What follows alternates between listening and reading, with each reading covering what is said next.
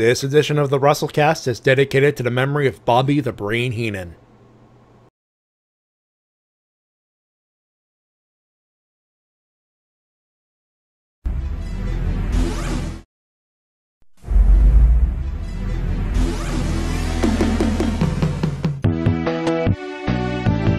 This is a presentation of RVT Entertainment.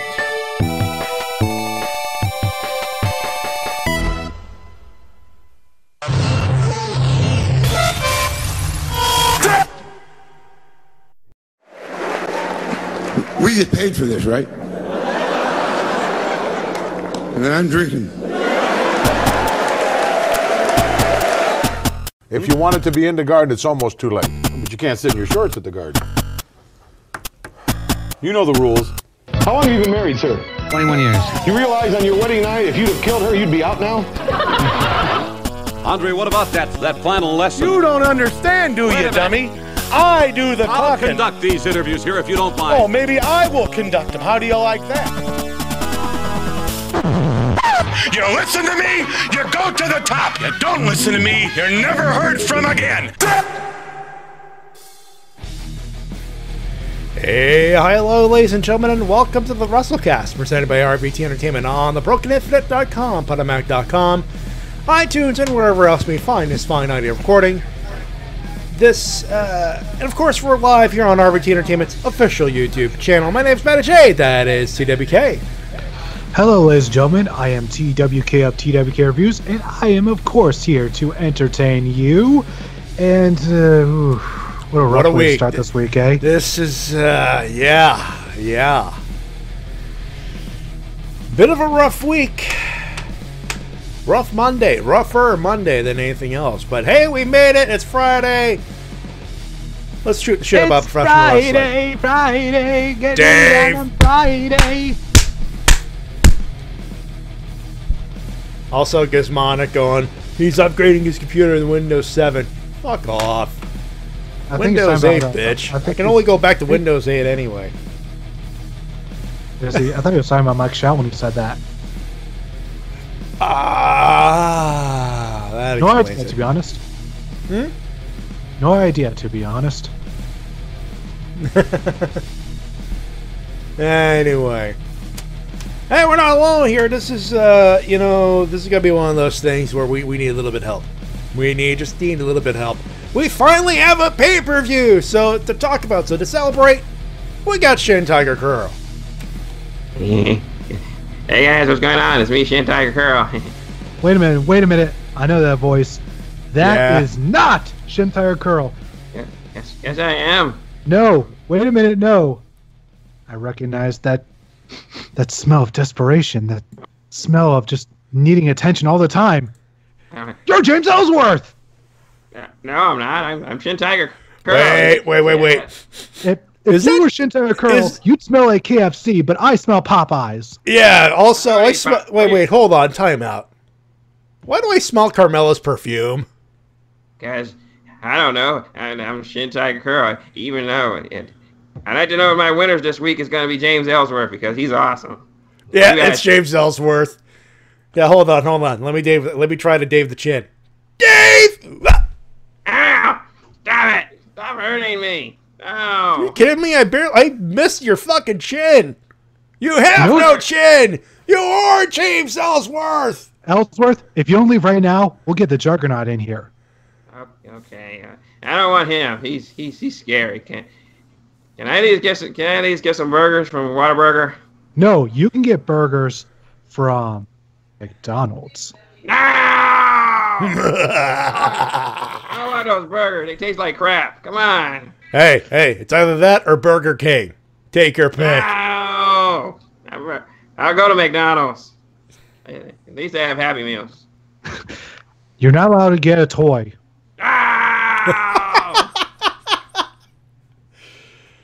Ladies and gentlemen, when you don't feed your Ellsworths.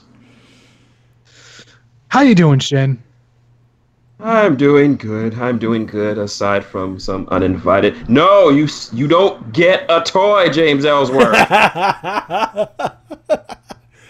You tell me don't calm down, I will Dave him. Yeah, just don't hit him directly. You'll probably break his neck again. Good. I want to break his goddamn. Wait, what? Again. He's dead. He's that fragile? Let's put it like this. I gave him a gentle fart, and he developed food poisoning.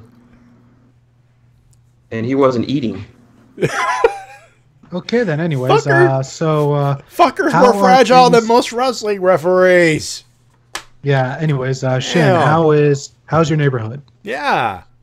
Thankfully this week, we got the heavy trash pickup, so all the debris and junk has been starting to clear up. My neighbors have kindly were able to dispose of some. Hello. Uh-oh. We're on our way to recovery. Good, because we just missed the last few seconds there. God damn it, James Ellsworth. No. For some reason, we cut for a few seconds. Gotta love the Canadian internet. Anyway. Damn Mojo Rawley. Shut up. Anyway. Anyway. By the way, Shin, both my brother-in-law and my sister are huge fans of Mojo Rawley. They need to get off the drugs. They're not on drugs. They're parents. They need to get off the drugs. You know, Shin, there's no counting for taste. Yeah, and no counting for that fucking microphone again. Well, there is counting for cocaine, so. Which is a hell of a drug. That it is. Anyways, what do we have on tap for tonight's show, Mr. Matty? Oh, we finally got No Mercy. We're finally out of the woods. You have no idea. Like the last few months, it's been busy, and we have to actually vamp for like half an hour. Yes. So no, tonight we have news. We got a pay-per-view. We got winners. We got losers.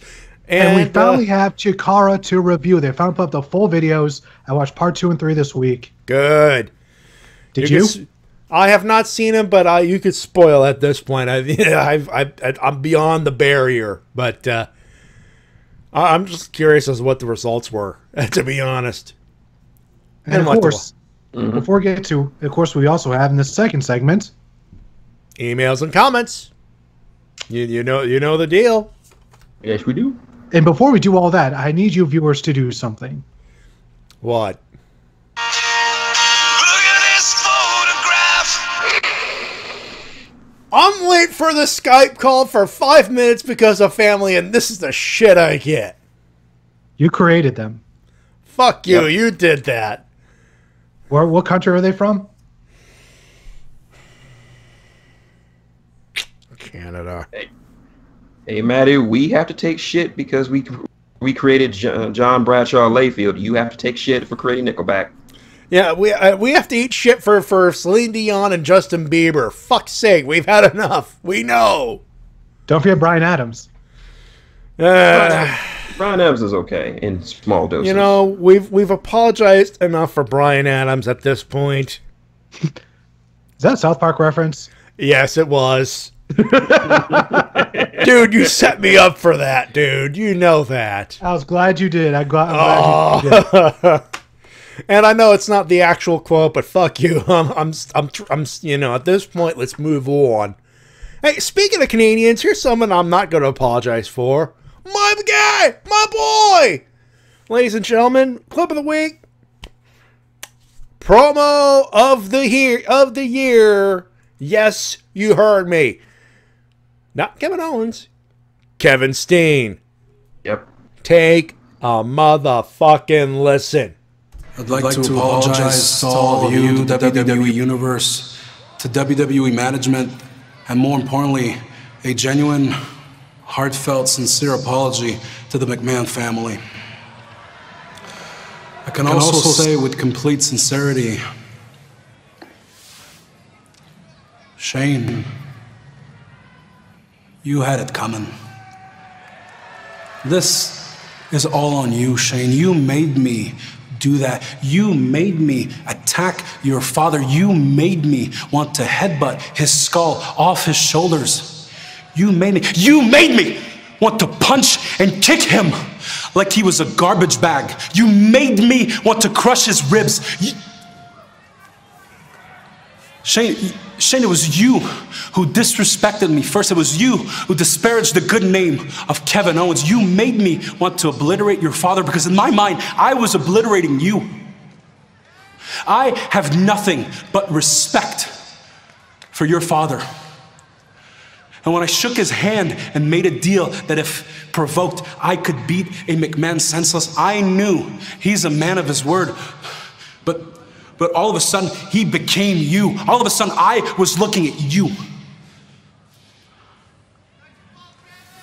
You know, I'd actually like to make one more apology. And that's to anyone who dares to watch Hell in a Cell, because Shane, what I did to your father was nothing compared to what I'm going to do to you. Shane, you say you're going to condemn me to hell? I don't think so. Because see, for what I'm going to do to you, Shane, people like me don't go to hell. No, people like me go to heaven.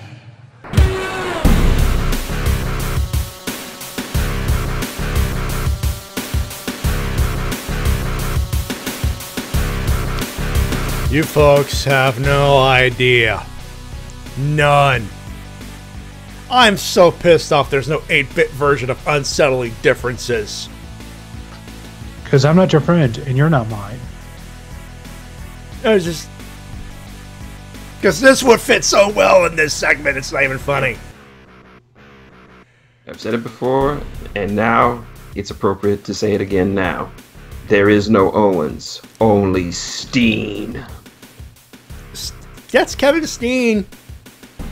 That's the motherfucker crazy enough to headbutt Vincent K. McMahon. Which, yeah, that was a blade job, but still. The visual alone. Anyway. Yep. So that happened on that happened on the SmackDown thing you guys watched on Tuesday. Mm-hmm. So that's a Hell in a Cell thing. Shane cut a promo, and then that was a thing. Shane's gonna die. Shane's gonna die. I don't know about you guys, but I'm like, would I've liked to have seen, Steen versus Generico inside Hell in a Cell, of course, but the idea of my boy entering the big fat cage that's called Hell in a Cell, I'm proud of my guy. Yeah, I can imagine Sami Zayn coming up to Shane after that promo and saying, Shane, you might want to back out of this. That's not Kevin Owens, that's Kevin Steen. Kevin Steen is a sick fuck. Yep. And don't bring your children too. That'll just make it worse. Uh-huh. Though I will say this, the oldest kid is probably gonna think, I can jump that. And of course Linda McMahon will be there going, No, you can't. I can jump it. That's the top of the cell. But I can jump it. Linda won't be there. She's too busy in DC being another part of the whole Trump bullshit campaign thing. Yeah, being sweet zombie Linda. Well, there's only one thing that Shane can do now since he's fighting Steen.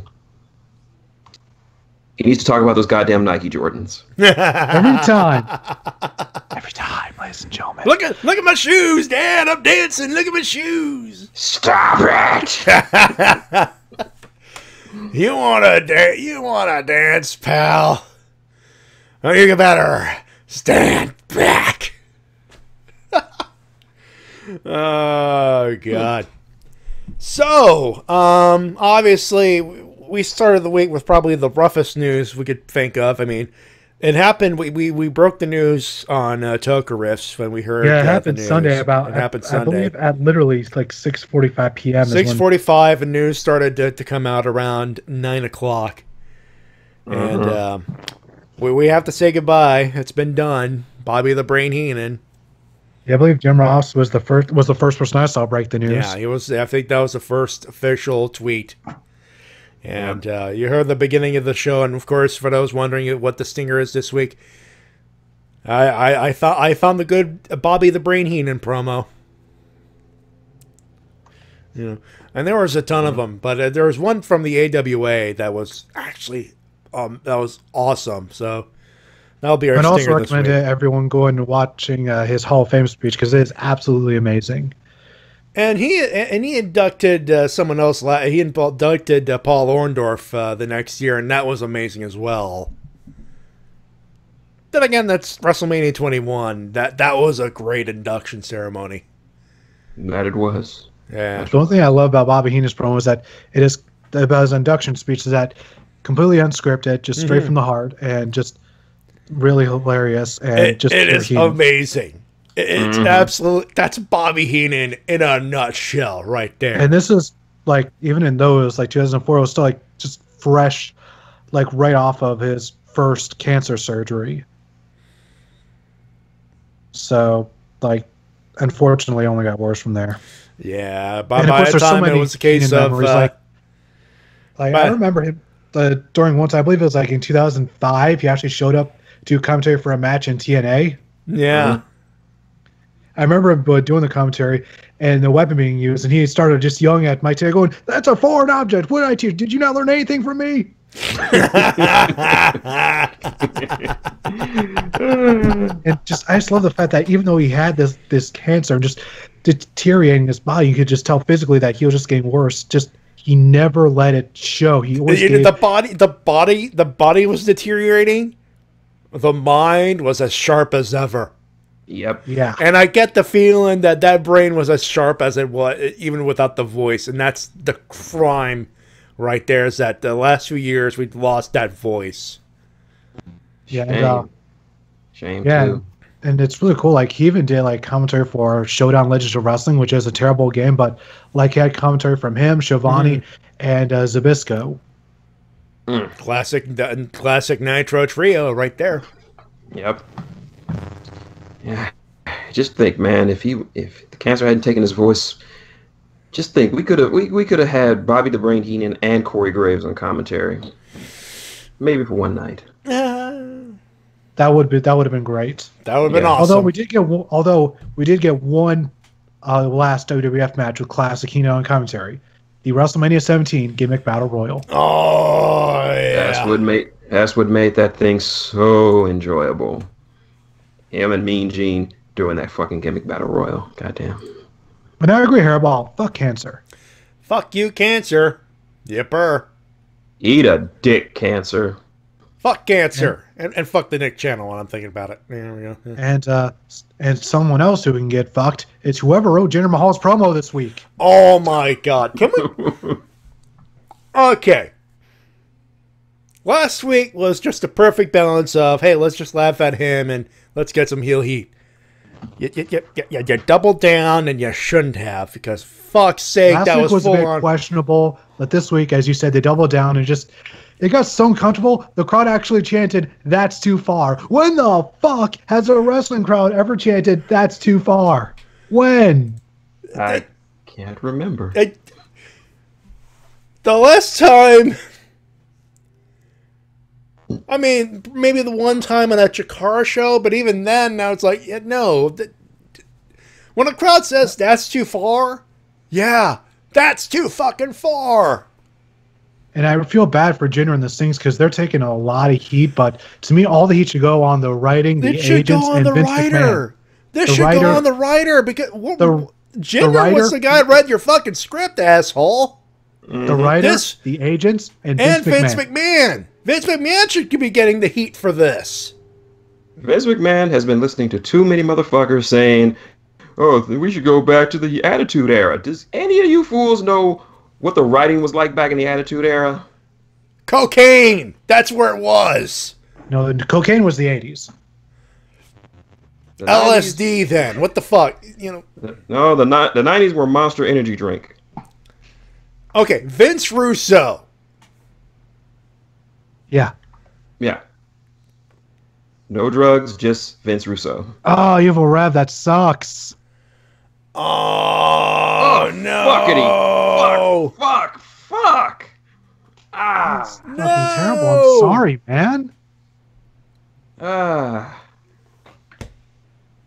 That is some straight up bullshit. Yeah. You have my condolences, Evil Rev. Ugh. And in some news that might make Shin a bit happier, Los the Hype Bros might be turned heel. Yay! So that means Mojo's going to stop doing cocaine and start doing crystal meth? I guess? Because crystal meth is far eviler than cocaine. But what's the opposite of hype? Mellow. He needs to be doing weed.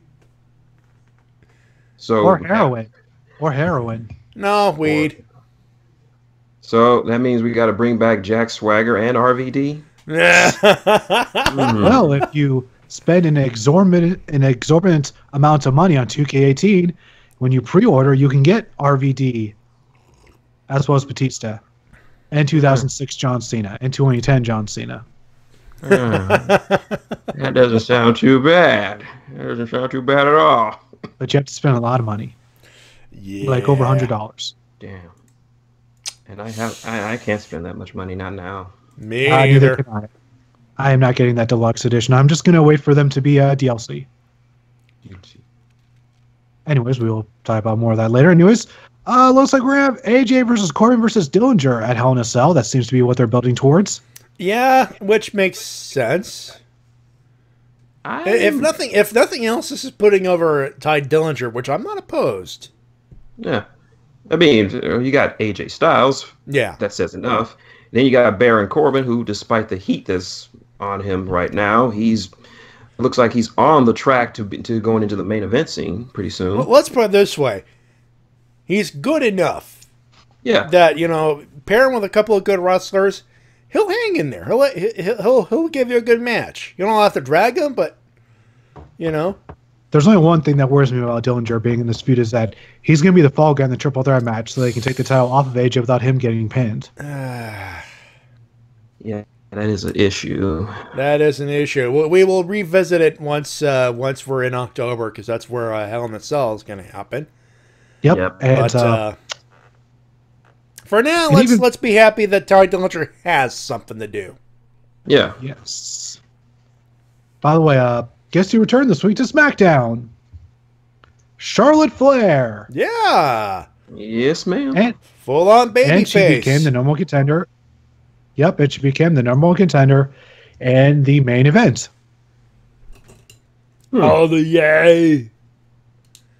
And it all felt concise. All felt well-structured. Much unlike Raw's women's division, where Bayley just got entered to the Raw. Which, she just got waited. You could have waited another week. I understand it. You're in San Jose. It's her hometown. You could have waited. And you had a four-way, and poor Emma. She's gonna be like. She's gonna be like stuck, with the bullshit. An afterthought, pretty much. You're saying. Yeah. And this is why I am so scared for Asuka. Like, I am legitimately scared for Asuka, because if they can fuck up Bayley, of all people, they can possibly fuck up Asuka. Which I really hope they do not do. Please don't fuck up Asuka. At least on SmackDown, she had a chance of being booked as dominant as ever, but on Raw, oh, fuck no. So yeah, it's not gonna be a fatal five-way. And I don't think they even gave a reason as to why Bayley was added to the match. It's just like, oh, she just showed up, suplexed a fat person, and that's it. Hey, I stop. No, I know you're fat, so you can say this shit, but no. Nia Jax is in way better shape. She helped suplex Nia Jax. I'm sorry, okay? I'm not in the mood, okay? I know, but she is in way better shape. Nia Jax is not fat. She is thick. And she is in better shape than you will ever be. The sad part is, folks, he's right. And unlike you, she actually has a man pining for her. His name is Baron Saxton. Yeah, if you could call that a man. Wow. I don't call a guy going, please, honey, how are you? That's not a man. That's a beggar. No, earlier this week he is thirsty. And earlier this week, I think she brought up the fact, still brings up the fact that he's still thirsty. He is so goddamn thirsty. Oh, it's like he just came up from the set of Mad Max Beyond Thunderdome. So damn thirsty. God damn it, Saxon. Why can we just get beyond Thunderdome? Oh, Matty, you and your terrible jokes. Oh, what? Can we just get beyond the terrible jokes? Huh? That's it. Go to your room. By the way, the technical term is you and your riffs. I know, but it wasn't really a riff. Also, Hairball in the chat is that's a bitch. Don't you mean that's a huge bitch? Yeah, I've seen those mashup videos. Yeah, Byron Saxon wishes he was Tyler Bate right now. Yeah. Liv Morgan, huh? Yep. She upgraded. I'm happy for them. Yeah. So with this, as Devil pointed out last Tuesday, Enzo Amore is now the WWE's version of Yamcha. No, not Yamcha. Kenny. No, oh Kenny still gets girlfriends on South Park. Yeah. He's a player. No, Enzo is Yamcha. Had all the potential in the world, then got killed, then got beaten up again, and then had his woman taken from him by a superior person. And can I just say I really love the interactions that Liv and Tyler have on Twitter. They're adorable. Aw. So adorable. So adorable. All right, it's time for some 2K18 news. Yeah, what's going on with that? They put up a new developer vlog this week that included new arenas for Create Arena, which includes a high school gym and the Hammerstein Ballroom. Ooh. So that's cool. Does it come with Joel Gertner? Joel Gertner. Does it come with Joel Gertner? No, better question. Does it come with a does it come with an if John Cena wins we write sign? Possibly if in the DLC stuff for the special Cena Enough edition. 0 stars out of 10, worst game ever. Moving on. They also showed off the match creator mode, which is pretty much the same from 2K14. So it's just cool to see that back again. Although I noticed that still no I Quit match, still no guest referee. Does it have Judy Bagwell in a pole match? That's never been in a video game. It should. Yeah, I don't think they're... No Judy Bagwell on a pole match? -5 stars! Thank you, Mr. Alvarez.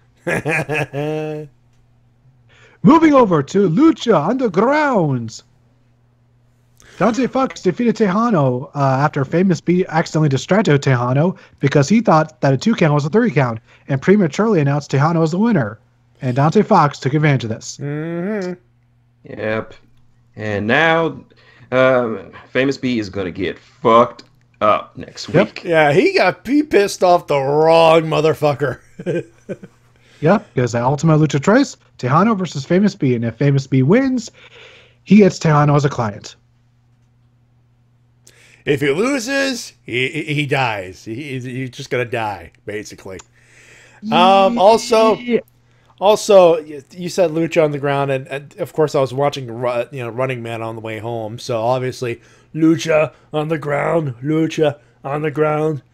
Yeah, if you're not careful, I'll loot your ass. Another movie. Right Man is another movie that I need to watch. Okay. You need to watch that.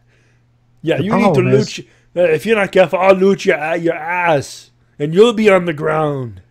The problem is, I'm still getting caught up with the CW shows. Wait, what? Oh. Yep. The Arrowverse. Yeah, yep. Fair enough. Fair enough. Arrow, Flash, tomorrow, Supergirl. Yep. Recently, I literally just today just got caught up with Legends of Tomorrow. Now I got finished watching the other shows. Good old Mick. He makes everything better.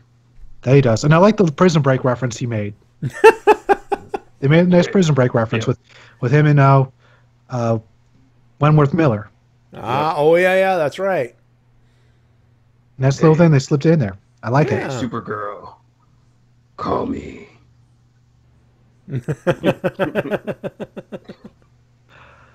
Anyways, also, we're going to be getting Son of Havoc versus Pentagon Dark in a ladder match for the Gift of the Gods Championship because they both scored a pinfall at the same time in the Fatal 7-Way match. Oh, that I missed because of family shit. But yeah, that's going to be awesome.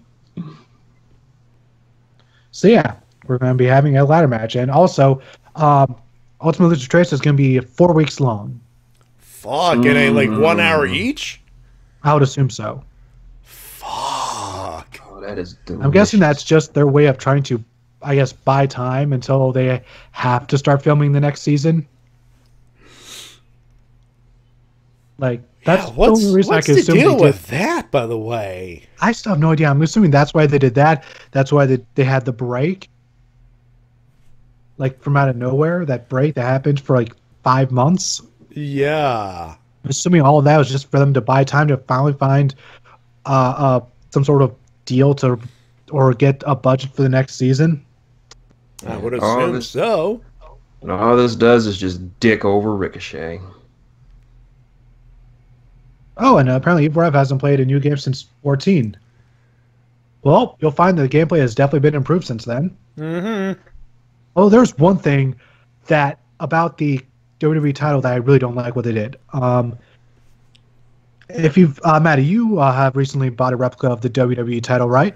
I have it over here, yes.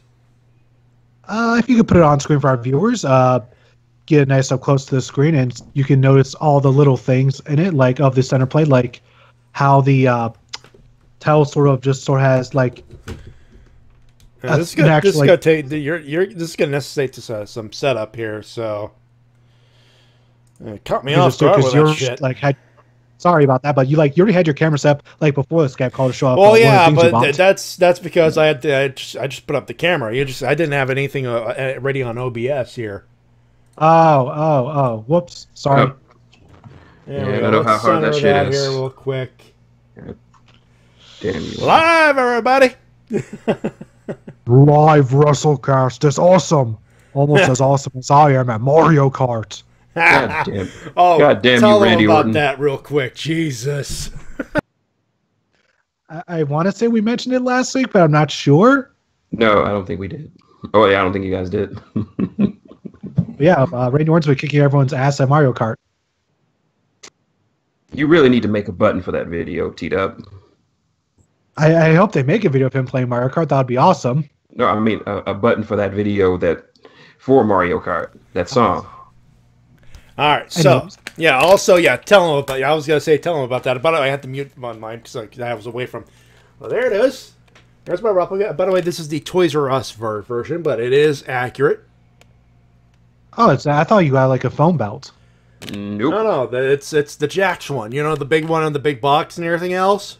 Oh, so it's like the commemorative one where it's like really hard plastic. It's like the commemorative, but a little cheaper, just a little bit cheaper, actually. Yeah, so like there's an actually sort of like the WWE logo actually is a full like 3D thing where there's like a clear level difference between that and the actual like background of it. Right.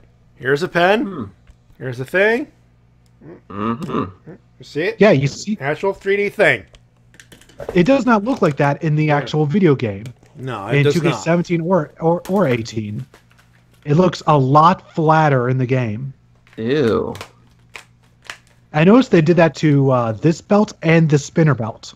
Yeah, and it really caught me off guard. Like, belt that's excusable because of graphical stuff. No, it's not, because in 2K15 it looked fine, but somewhere along the line they made them look just a lot flatter. And I owned a replica rated R spinner belt. That's true. So I know that these belts are pretty thick, and they just look. Those belts in particular look thin. The rest of the belts in the game look fine, but those in particular, to me, just look way too thin. Mm-hmm. Damn. By the way, I'm just, bragging about the helmet that's in the background there. Just, Yeah, very nice. I got one. The cosplay is now complete. Well, I'm still missing boots and gloves. The gloves I'll be getting at Ranger Stop. The boots I'm hoping to get in October. So there you go. No, minor things. Minor things. The minor things. Oh. And for those wondering, it barely fits. I'm gonna have to do some modifications, and I'm like, I don't want to ruin this this thing. Yes. Let's see. Vlad says hi to you. Yeah, I have the chat up. Mm-hmm. And LPH says hi, Billy. That's what Shin said when he saw the helmet. Yes. Yeah. Anyways, that's just my random nitpick. Moving over to Impact. This one's actually going to affect you, Matty. Yeah. Because Bound for Glory is coming to your town. Mm-hmm. While I am at Ranger Stop. And then they're going to do 5 days of TV recording. Hopefully I'll get the, I hope to get a score ticket for a Wednesday taping, because that will be awesome. Yeah, because they're doing Bound for Glory on Sunday. Then for the next 5 days, they're doing TV tapings. And I hope honestly, I'm hoping that at least for Bound for Glory, they draw at least 1,000 people. And that will be awesome. I mean, the Aberdeen Pavilion is a historic building. They can at least draw 1,000 people. I could tell you that. And I know our buddy Matty D's going. He intends to go all 5 days. Yeah, he's going for the pay-per-view and all tapings. I'm like, you're going to be so burnt out. Yep. I don't think he cares. Yeah, he's just, and he is making figures for some of the wrestlers there, so that's cool. Yep. As he normally does. It's going to be odd making a figure for Congo Kong, given how weird his body is. Are you talking about his man tits? No, his whole body is just weird. I believe what Shin is trying to say is his entire body is man tits. No, what I'm trying to say is the mid part of his body is just really robust, but his arms and legs are just so spindly and thin. By the way, if anyone looks like classic Dr. Robotnik. Oh my god! I'm not kidding. Go look up a picture of Congo Kong and then compare it side by side to classic Dr. Robotnik. I swear they are related. Oh, if anyone wants to follow our buddy Matty D, you can follow her at IndieFan1. IndieFan1 on Twitter, and I believe the same thing on Instagram. But oh my god! Of course, his Twitter is him with the UK title. Yep. With Pete Dunne. With Pete Dunne. Yep. Who we'll be talking about momentarily. Oh yeah, I'm pretty sure we will. Anyways, when it comes to Impact, they had some decent stuff. Mundo defended his number one contendership twice. First against KM in the opening, and then in the semi-main event against Tejano. Well, that's more than 1.5 because he had to defend it against Biff Tannen of all people. And LPH had to ask, game or cartoon? Game. Yeah, obviously game. Then we had a set for Gail, Rosemary, and Allie versus Sienna, Thaya, Valkyrie, and Terrence Rowe next week. And I especially love the promo that the babyfaces cut backstage. It was really amazing, and I especially love when Rosemary hugged Gail Kim. That was great. Good for Rosemary. Yeah, I love face Rosemary right now. It's amazing, and I like her new face paint. Yeah. Let's see. We had tag team match Pagano and El Hijo de El Fantasma. Yeah. They defeat Eddie Edwards and EC3 after Tejano interfered. This is where he interjected himself in the night. And then, to even the odds, out came James Storm, who shook Eddie Edwards' hand, but just gave a huge stare down to EC3. So that's nice continuity. Yeah. I like that. Did I can't remember. Did Fala Ball wrestle? No, not this week. Oh, good. I don't feel like watching him wrestle anything. Is too many fat people? He's just too. He's too fat. Like it's distracting. Like and I don't mind fat wrestlers. It's just when you're that fat, I kind of start worrying. Like, dude, don't push yourself too hard. I don't want to see you get a heart attack or nothing. So you must not be a fan of Abdullah the Butcher. Somewhat, off and on. Depends on your mood. Depends on the match and my mood. So yeah. Also, in the main event, they showed a match from Mexico of Eli Drake defending the GFW Global title against Mascara de Bronze. It was in a pretty big arena. Oh my God, Mike's back in the chat and goes, after seeing Rosemary, I now ship her and Demon Balor. Do you not? This must happen. Well, the thing is, Rosemary is actually pretty much a vessel for demons, multiple demons, whereas Finn Balor just channels the spirit of a demon. But his demon is the Demon King. So the Demon King could be inside Rosemary. Phrasing! There you go! Beat me to the punch. Boom! Anyway, getting back to Impact, I really liked this. Maybe it was kind of short, but it showed like Eli Drake as like this dominant champion. And this crowd was super into the match, and it was just short but sweet. Question: did it sound edited and not look edited? No, that could actually, be a thing. no. Actually, no, it didn't. Loud crowd. Well, it's Mexico. All right, all right. And I like the look of the arena. It's very circular. So it had a really unique look to it because 99% of arenas are very squarish. Yeah. Whereas this one, extremely circular. And in our what the fuck news of the week, Flow Slam is suing World Wrestling Network. Wait, what? Who's suing them? Flow Slam. Flow Slam. FLO Slam. Well, their parents' company is. Who the fuck is Flow Slam? Okay, explain. Flow Slam hosts pay-per-views for mixed martial arts and pro wrestling. And apparently they're suing them because WWN because apparently they were given false information on their audience size for potential buyers for the pay-per-views. So now this is going to court. Fuck. Really? Yeah. That's it? Over audience size with what? Did Flow Slam expect WWE numbers? I'm not sure exactly what's going on. This is just something that just dropped like today. That sounds stupid. It'll be very interesting to see where this goes.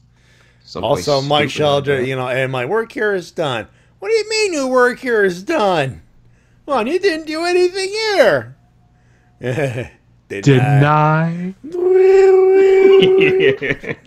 Love that Simpsons episode. And finally, we get to talk about it. Chikara, King of Toriosa.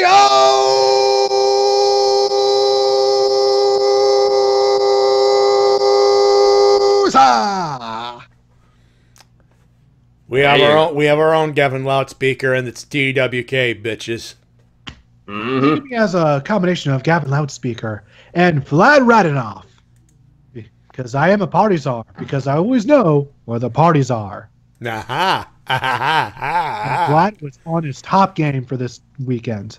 Ooh, nice. Maximum charisma. Maximum effort. Yes, and throughout this show, commentary was all done by one man, Mr. Mike Quackenbush. Really? No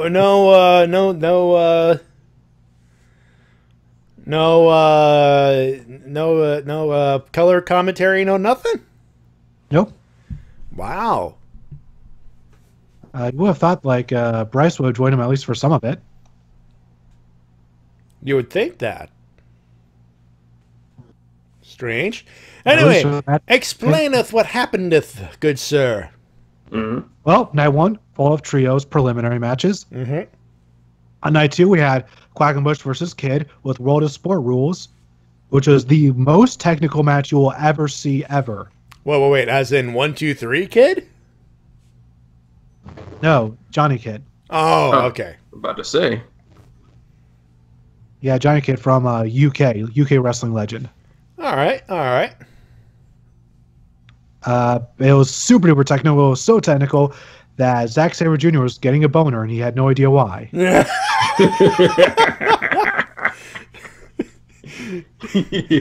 could probably count the amount of bumps taken in this match on 2 hands. Really? That technical? Yes. What was the crowd into it? Yes. Fair enough. The match actually ended up going to a time limit draw, and so they added just one more fall, just added one more round, and this time it was 1 fall to a finish. And in the end, Quackenbush picked up the victory. So finally, their feud was settled. 2-1, Quackenbush wins. Great. Nice. Also thought this weekend, the Whisperer was impersonating Ophidian and taking his identity. Because apparently Ophidian lost a sarcophagus match to Frightmare, and all that was left of him was his skin, so that was now taken by the Whisper. Okay. Also on night 2, during we had Fire Ant and the Rumblebees take on Frightmare, Hollow Wicked, and I can't remember his name. Cobalt. Oh, okay. During that show's match, Frightmare just Fire Ant destroyed Frightmare. Just absolutely demolished him to the point where they were disqualified. Whoa, they had the rule. I forgot what the name of the rule is, but they applied that rule. Yep, if you attack your opponent too much and don't try to win, you will be disqualified, and thus he was. Wow. Damn. And so Frightmare was out for the rest of the weekend. I can imagine. And this carried over to the next night where that team was unable to continue, so British Strong Style actually got a bye to the finals because of that. Oh, fuck. British Strong Style, which is Pete Dunne, Tyler Bate, and Trent Seven. Yeah. And because this takes place in a place in England, I believe, I can't remember, it was like Wolvenshire or something. I'm sorry if I'm getting that wrong. Wolvenshire, I think. I think it may have been Wolverhampton. Let me just doesn't matter. It was in the UK, which is home turf for the British Strong Style, I think is what you were trying to say. Yes. Mm-hmm. Yeah, it was a home turf for and there was a whole bunch of British teams.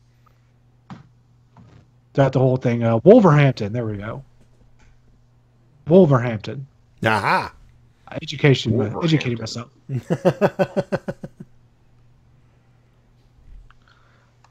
Yeah, there was a whole bunch of just British wrestlers. And I assume this is because only so many Chikara guys could come over to the UK overseas. So half of the roster was Chikara guys, the other half British guys. And there's some new British talents to look out for. Cool. Always good. Yepper. Also, we saw Officer Warren Barksdale versus Deputy Damien Dunn of the No Fun Police. I believe Damien Dunn and Drew Gulak would get along well. Yeah, especially in the no-fly zone. He's another one of those. Yeah, this is just a really fun comedy match that if you just like having fun, you'll enjoy this. Okay. So basically the opposite of anything Jim Cornette likes. Exactly. Yeah, pretty much. And apparently, according to Quackenbush, Warren Barksdale is a real police officer in Philadelphia. Really? Yeah, according to Quackenbush, he actually took time away from the Wrestle Factory to finish his police academy. Huh. Cool. And after the match was over, Barksdale arrested Damien Dunn and handcuffed him and took him backstage. Nice. I just love it when wrestling is fun like that sometimes, just to break up the monotony of everything. Yeah. And then we had a tag team gauntlet, which was mostly dominated by CCK, up until they met Los Ice Creams, who won. What? And by the way, Los Ice Creams are also the current reigning and defending Campeonatos de Parejas. What? Los Ice Cream. I have missed a lot. So did I. Wow. Also, Juan Francisco de Coronado is their current grand champion. Makes sense. It makes sense. Can't be Princess Kimberly now. She hasn't been champion. Kimberly hasn't been champion in over a year. She ended up losing the title to Hollow Wicked last year. Yeah. Yeah. Makes also, sense. I always love Juan Francisco de Coronado's entrance because he always just peeks his flag out first for like 10 whole seconds before he does.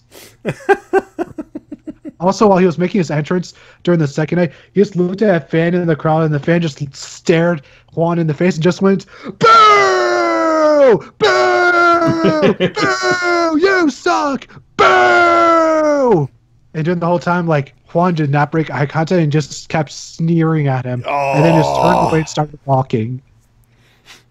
It was one of the greatest things I ever seen in my life. Kept kayfabe the whole time. Give that man a goddamn what bar? Give him a bar. Give that fan a bar.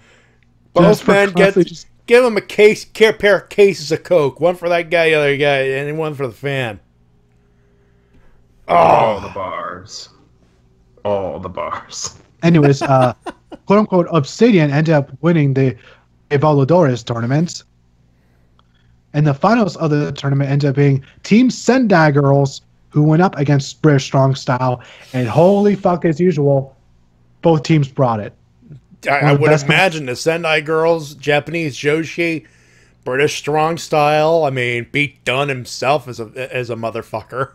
One of my favorite things, not even before we get to this match, when British Strong Style announced that they were getting a bye, I just love like the smile on Pete Dunne's face. He was like, "All right, doesn't matter to me," and then he just leaves the ring.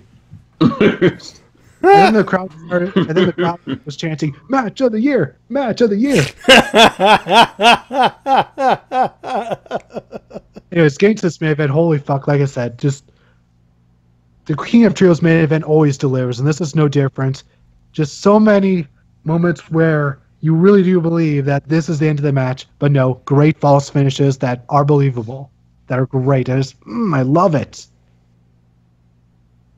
And Cassandra Miyagi, despite this only being her third year in wrestling, still looks absolutely spectacular. Nice. But in the end, the tournament was won by British Strong Style. That's great. And what I love is, even though British Strong Style won, they left the ring for Sendai Girls. Oh, that's great. Gentlemen. That's all I need to say. They're absolute gentlemen there. But other thing before I go. During the second night for British Strong Styles match, I just love Quackenbush's commentary describing Pete Dunne. Because Pete Dunne, of course, always has a look of disgust on his face. And then Mike Quackenbush started going out. When he wakes up in the morning, look at disgust. When he arrives at the airport, look at disgust. When he's in the arena, look at disgust. When he wins a match, look at disgust. When he eats ice cream, look at disgust. And I really do have to give props to Quack on commentary because he absolutely brought it when it comes to energy. He sounded so excited for so many parts of the match. He has just so much charisma that you would not think he has, because there's always like this reputation where if somebody's a good wrestler, they always think, oh, that person clearly is not a good mic worker. But no, he is absolutely spectacular. He's a great talker. I'm sorry. And I'm thinking of scenarios where Pete Dunne in regular life followed with look of disgust. Yeah. Like when he's eating a cheeseburger, look at disgust. By the way, I just had a couple of cheeseburgers this week. One from Five Guys a couple of days ago. Yeah. And then just earlier today, McDonald's. You hear that, Ellsworth? I didn't mention my name. What's going on? And Pete Dunne's got to look at disgust now. That's not cool. No, not Pete Dunne. He scares me. Run, bitch! Run! He gonna kill you! Don't hurt me, Pete Dunne. Oh, God. Busting a nut. Look at disgust. Oh, my God. Who said that? I said that. It was in my brain, and it had to come out of my mouth. Watching Steven Universe. Look at disgust. Anyways. That, ladies and gentlemen, is all the news I have this week. You forgot one. What? The What Culture Apocalypse. Oh, how could I forget that? Here's what happened on Tuesday, I believe. Yeah, Tuesday. What happened was, so Jack the Jobber, Sam Schrader Driver, King Ross, and both Adams left What Culture. Yeah, Adam Blampier and Adam Pacitti, and I don't necessarily hate Burger King. I'm just, just for me, it's just Burger King's a bit out of the way for me to get to. Same here, sadly. Like, there's literally like 5 McDonald's in my area and only 1 Burger King. Yeah. By the way, and there is a Burger King down the road, which is a short walk away from the hotel. We'll be at for Ranger Stop, so I'm looking forward to that particular part. But back on the thing at hand. Yep. Yeah, pretty much What Culture imploded. Where do we start with this? Because the tweet happened, and King Ross tweeted a picture of his robe and crown at his station, Undertaker style, if you know what I mean. Yep. And basically, the tweet says, okay, we have to part ways in a few weeks. They'll be leaving us. And they're saying, we'll be bringing in new people. And then I started typing up stuff because you has a gerb. And I don't know if you've seen this, Tita, but apparently I'm glad I was slow on that application to What Culture last year. I'm happy I did that. Yeah, because apparently the person who runs the place is a guy by the name of Matt Holmes. Also, fucking dick. Yeah. Yep. The weird thing is, like, I didn't even know he was the guy running it. I actually thought for the longest time that it was actually run by Adam Blampier, because he's basically always been the face of the whole company. Yeah, you would think he and Pacitti would have like the reins of it, Mm-hmm. Which is always strange. This is not the case. And the thing is, with them leaving, they're going to have to find new people to run What Culture Pro Wrestling. They have Simon Miller. That's about it. That's about it. And the chick that's replaced Jack the Jobber. There's also Phil, but he's a cameraman. Yeah, Phil was a cameraman, and you have Ben from What Culture who does the regular What Culture stuff. But even then, that's a little bit of a stretch. Jules is still there. Jules is still there. The Southwest Savage. There's a few voices in there, but the thing is, like, I feel bad for them, though. What Culture Pro Wrestling was all from the mind of Blampier. Yeah. That was all, like, he did all the booking for that.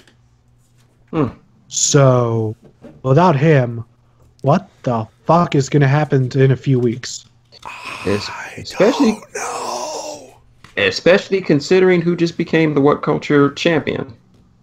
Is it Marty Skrull? No. Who is it? Zack Sabre Jr. Oh, shit. Yeah, so it's gonna be an interesting next couple of weeks for What Culture. Especially since What Culture was just pro, is now really starting to take off after that world tournament that actually was pretty successful, and that actually got a mention on New Japan commentary this week. There you go. And now, like, I can only imagine what's going to happen now. Like, is Blampier now going to start his own company? Like, is he going to have the budget for that? Like, this is just so many things. Stuff and things happening. A lot of them. Yeah. This is one of those stay tuned. No, really, stay tuned. We have no idea what the fuck is going on either. Chaos. Look at all this chaos and destruction. I mean, fucking A, man. And of course, there's a tweet that Adam Blampier pointed out where he has posted a giant C with a 5 in the middle. The 5 obviously representing the 5 that left What Culture, but what does the C represent? I don't know. Cunt Hogan? No. Brother, if you need to launch a new YouTube channel, you know who you need to call? You need to call me, Jack. We're gonna crush the wall culture maniacs, brother. Just like I crushed that chick's vagina with my 24-inch python, Brother Jack Dude. Mike. And I guess my Doomslayer just reminded me that WWE put out an email to a bunch of people saying, how interested would you be in ROH or Impact on the network? Yeah, about that. And then Matt Hardy replied to people questioning, going like, what's this all about? With him saying, well, I guess they're going to see deleted account on the network. Wonderful. Although I doubt that will actually happen, because if they were to buy out the entire TNA library, they'll leave GFW Network with practically nothing. Yep. Mm-hmm. That would pretty much negate the purpose of the GFW Network. Which is weird. And if that were to happen, that'll pretty much tell me that, yep, they're going to be for sale if that happens. Yep. So, wait and see, ladies and gentlemen. Yeah, that's it. That's all we can do here. Anyway, that's all the news, right? Yep, and that means it's time for... Well, for me to say, hey, good luck to the Adams, King Ross, Jack, and Sam. Mm-hmm. Yes, But Sam get back, is an back excellent to edit. work, dickhead. What culture joke? I hope they do more videos. You know who I really feel sorry for? Who? All the people that are gonna fill in their spaces on What Culture. They're not gonna be treated well by the fans. I just know it. Nope. You know what, man? Part of me was like, well, what if we're part of it? But I'm like, no. I wouldn't give those guys troubles to a monkey on a rock. I feel so bad for the people that are going to have to replace them, because that is the most gigantic pair of boots to fill. But the good thing that came out of this, people are now starting to like Simon Miller. I've always liked Simon Miller. He's a positive guy. Yeah, a lot of people didn't like him. Now they do. Simply because he's the only guy still with What Culture. Let's not bury Simon Miller here, guys. Come on. I'm not saying he's terrible or anything. I'm just saying a lot of people did not like him, but now they do. I was like, a lot of people didn't like him. Why? Here's why. Here's why. I shouldn't have done that. I'm so sorry. I'm so sorry. I didn't mean to do that. Oh, God. Okay. Email time? Yeah, it's time for your emails and comments of the week. You can send them at therangerrecap@gmail.com. By the way, this is... Wait, what? Fuck! Oh. Let's make it Botchamania. Yeah. Let me try that again before I do. Hey, King Ross, this one's for you. It's me o'clock. Get in there. Can't believe it. It's amazing. It's another one. It's Botchamania. Botchamania. Oh, God. Yeah, another one. Oh. It's Matty o'clock, motherfucker. Let's get the fuck in there. Yes, I can't believe it. Woo-hoo-hoo.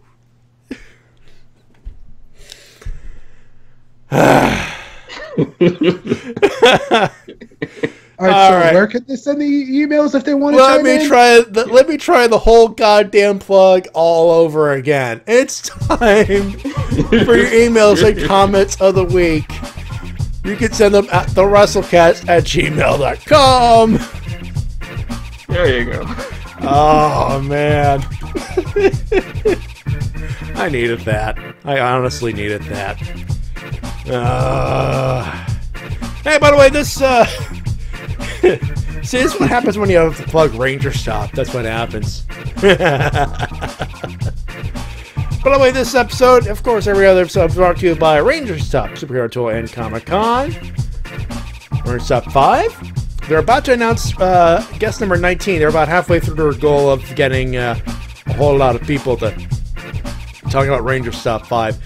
So we'll update that as soon as next week, as soon as they do announce it. However, November 3rd to the 5th, 2017, Orlando, Florida, at the Universal Studio Holiday Inn Suites across from Universal Studios in Orlando.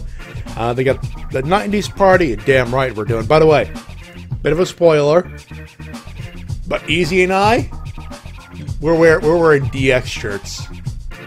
Classic DX. Classic DX. Are you saying DX or BX? DX. As in D Generation X. Also, yeah. Damn it! I know. But technically, DX... D Generation X was in the 90s. BX is in the 2010s. So you're basically going to this thing cosplaying as Dolph Ziggler, cosplaying as DX. Oh, no. We're just cosplaying, wearing shirts and acting like Shawn and Hunter, really. Are you going to be tucking your shirts in? Isn't that pretty much what Dolph did on Tuesday? Yeah, but here's the thing. We're having fun. Dolph Ziggler's burying his own career. There's a difference there. Anyways, who is our first email from, Mr. Matty? It's our good buddy. You know who that is. Is it Mr. Furay Jotaku? An evil Rev. English. Yeah. An evil Rev. Or if I totally knew one of you was going to do the why joke. Why? Yeah. Is why. Why? Here's why. See, this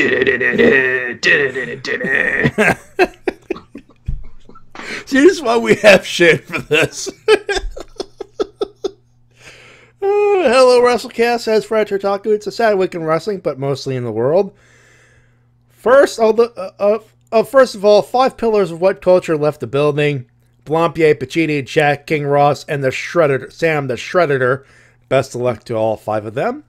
Second, the death of Bobby the Brain Heenan after his long battle against throat cancer. Rest in peace, the greatest manager / ringside color commentator of all time. I am not going to argue that. Third, a situation with Hurricane Maria and the earthquake in Mexico. Prayers goes to the victims and those who lost their loved ones. You know, it's funny. We were looking up hurricane names and tropical storm names the other day. We were talking about how did they name. We were curious how did they name the hurricanes, the tropical storms, right? Yep.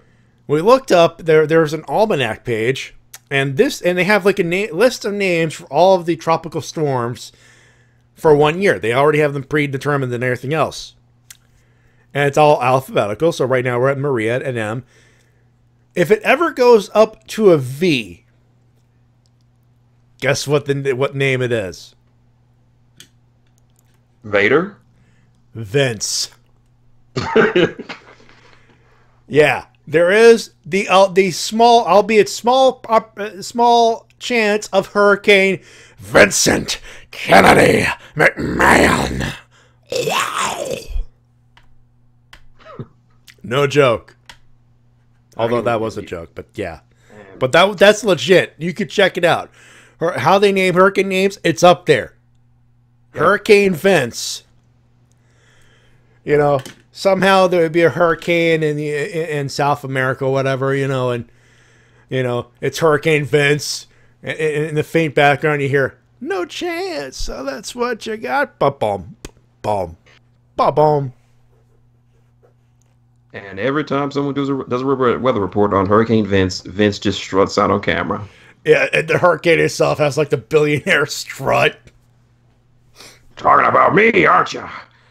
I got a hurricane surge the size of grapefruits. Yeah. We shouldn't be joking about this, but it's legit. We're not like Hurricane Vince could legit happen in 2017.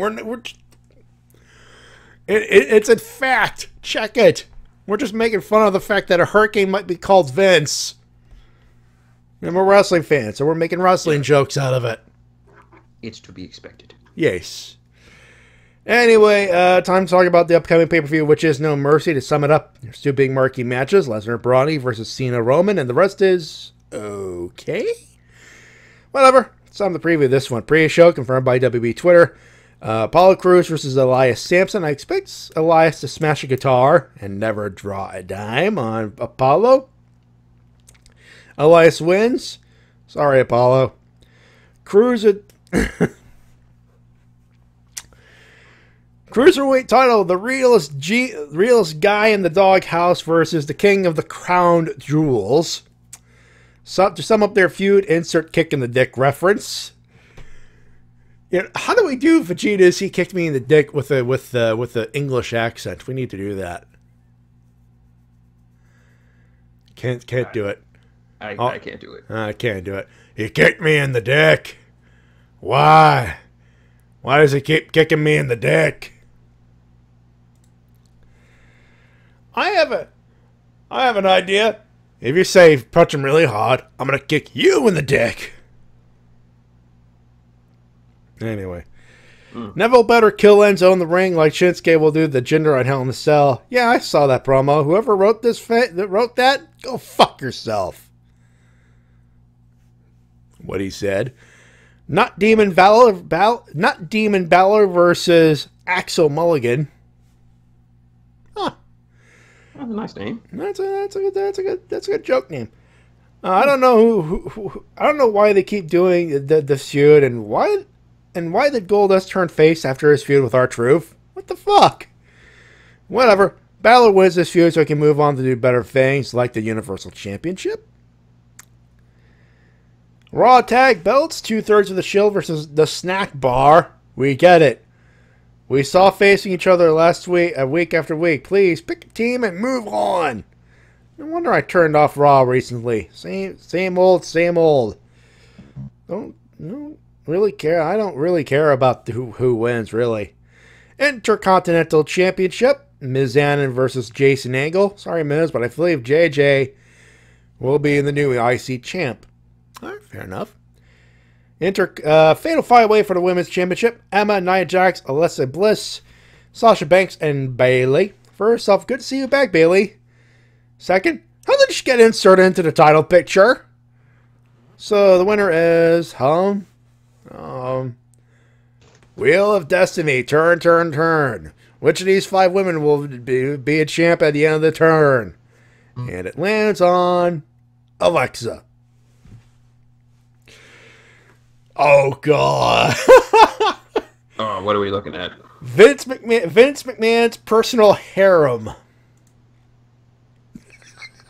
Ew. Yeah, you know, I'm so glad I made this a button. And this, once again, this is for King Ross. Vince McMahon likes big sweaty men. Vince McMahon likes big sweaty men. Vince McMahon likes big sweaty men. There you go. Roman Reigns versus John Cena. Give it credit where credit is due. They've been throwing bombs on the mic, despite Cena being the victor. So I'm actually sold on this match. Now, about who's going to win. Hard to say, but my guess is that Reigns will win and will be solidified as the company's top heel. Seriously, he's the chosen one. Just not a big cocky douche rocket that he is. Makes sense. Universal title, Vince's G-spot of muscle men. Braun Strowman versus Bork Laser. Well, I gotta hit that. Yeah, I think at this point, if this is what he meant. McMahon likes big Okay, we've hit the bun. We're good. We're good. Seriously, how did Vinnie Mac haven't died from watching these two most sweaty men in the main event? Put Cena, Jinder, and Gary Stridham in there, and there you go. But Gary Stridham, wow. Now, I don't mind if Strowman. I won't mind if Strowman becomes the Universal Champion, but unfortunately, WWE want to make Lesnar versus Reigns 2 at WrestleMania 34, and the crowd will be pissed. Winner, the Mae Young Classic Tournament. Yes, I saw every match, and personally, I prefer Kairi Sane versus Toni Storm. At the opposite of her match against Shayna Baszler, but still, massive big up for the participants. Bobby the Brain Heenan for his entire career, and now he could be members of his fam. He could be with members of his family and with Guerrero Monsoon. As a matter of fact, I'm pretty sure he's arguing at the front. I'm pretty sure they're arguing in front of heaven of St. Peter's Gate. Monsoon. Oh, will you stop? Yeah, definitely back together. The top 5 of what culture for their 2 years here. The Adams, Jack, Ross, and Sam. Hope to see you guys soon. The idea of Daniel Bryan wanting to make every member of Bullet Club tap out. Patience, American Dragon. Patience. Next week, Ultima Lucha 3, 4 Nights of Madness. My body is ready. Losers, Jinder Mahal's racist promo on SmackDown Live. Yeah, it's a little too far. The situation on Raw and SmackDown attendance is just depressing, but that's what happened when you have crappy storylines and build-up. Now, that's pretty much it for this week. Also, T-Dub, thanks a lot for traumatizing me with that Mario animation with his G-string. What was that you saw that retweet. That was supposed to be on for Matty, he says. Oh, well, enjoy your week and brace yourself. Yeah, Halloween somebody is coming. animated Mario doing this magical girl transformation. No. What? No. T-Dub, you share that. You and I are done professionally if you share that.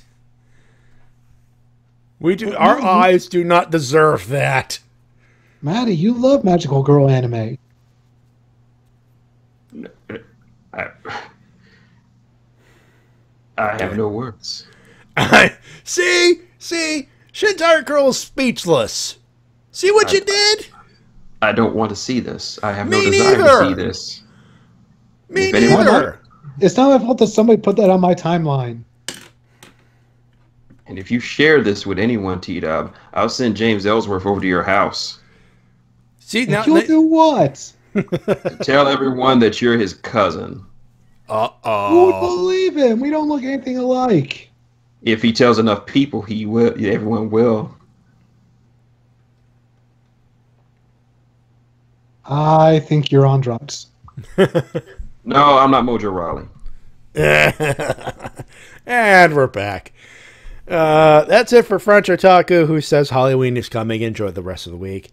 And next up is, it's our good buddy, the Hairball. Let me just reset here real quick. And while I do that, read the first part here.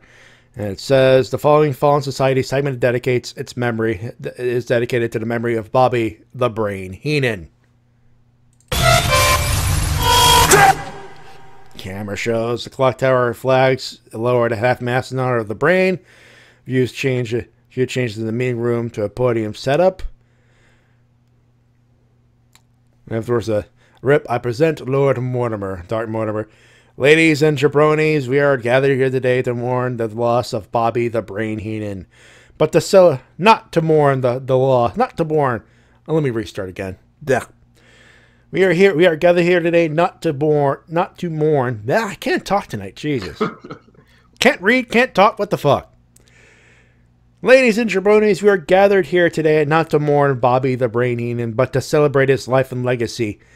There is no one like the Brain from his managerial days of legends like Andre the Giant to his commentating days with Monsoon and then later in WCW.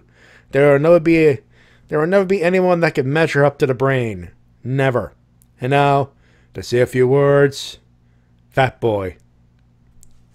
Hairball. My only real memories of Heenan were mostly during the Monday Night Wars when he was in WCW. Back then, I didn't like him. But much like my opinions on a lot of things then, so too was my opinion of him. To be honest, he helped me tolerate a lot of BS that was WCW then. Later, I would learn from watching old videos and browsing the web of his managerial exploits in the done WWF, and his legendary commentary with one Gorilla Monsoon. And I'll tell you this, he's the best all-around heel to ever be in this business. Rip Ms. Rip Van Winkle. Rip, thank you, Fat Boy. Lone Mortimer.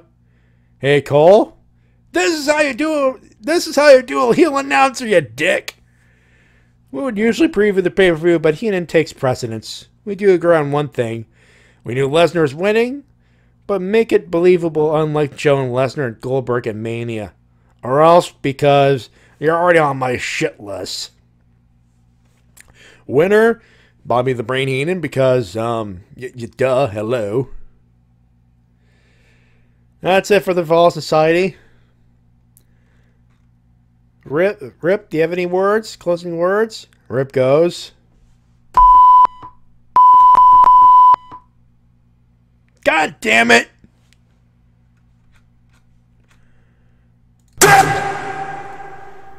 Yeah, trying to say fuck the, to hell with those who must not be named. To heck with those who must not be named. To hell with them.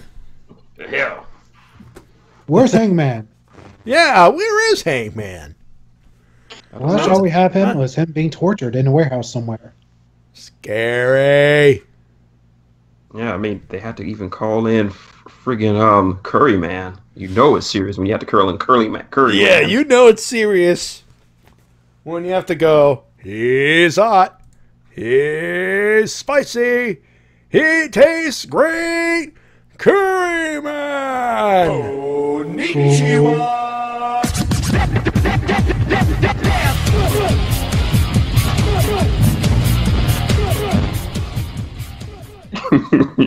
Yeah, we've turned that into a running gag on Toke Riffs. Anytime there's mention of Curry, so yes, there is a button.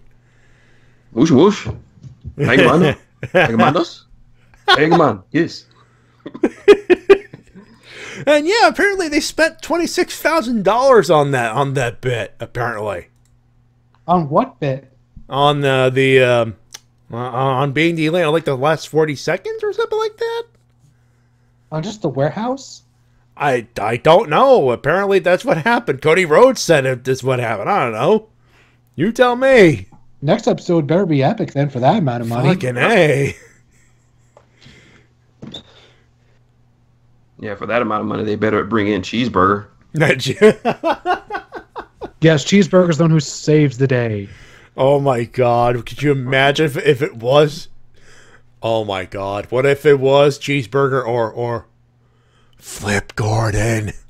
No, Flip Gordon doesn't know. He's trying to find him as well, because if he finds out where Hangman is, maybe the Bullet Club will stop giving him harmless ribs.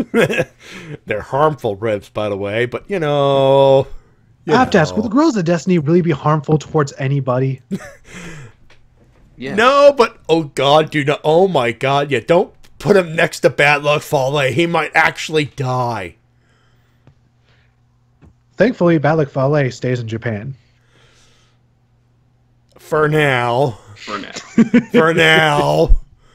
Let's be honest here. If they're still ribbing Flip Gordon in a couple of months and Bad Luck Fale is in the way, run, bitch, run. Yeah, according to our Flutter Guy 98 in the chat, Cody said they spent $26,000 on the last 40 seconds of Being the Elite. Yep. Jesus, that is a lot to spend on such a little amount of time. Yeah, I get the feeling that most of that money, the majority is in the next couple episodes. But then again, those are emails and comments of the week. You can send them at theWrestlecast@gmail.com. You can send, yeah, you know where to send them. Just you type up the your thing. ass. Oh, you know you. We shall return with another clip previewing the thing that we're about to preview, and of course our preview of No Mercy itself. Bork Laser. I'll be right back. Wow.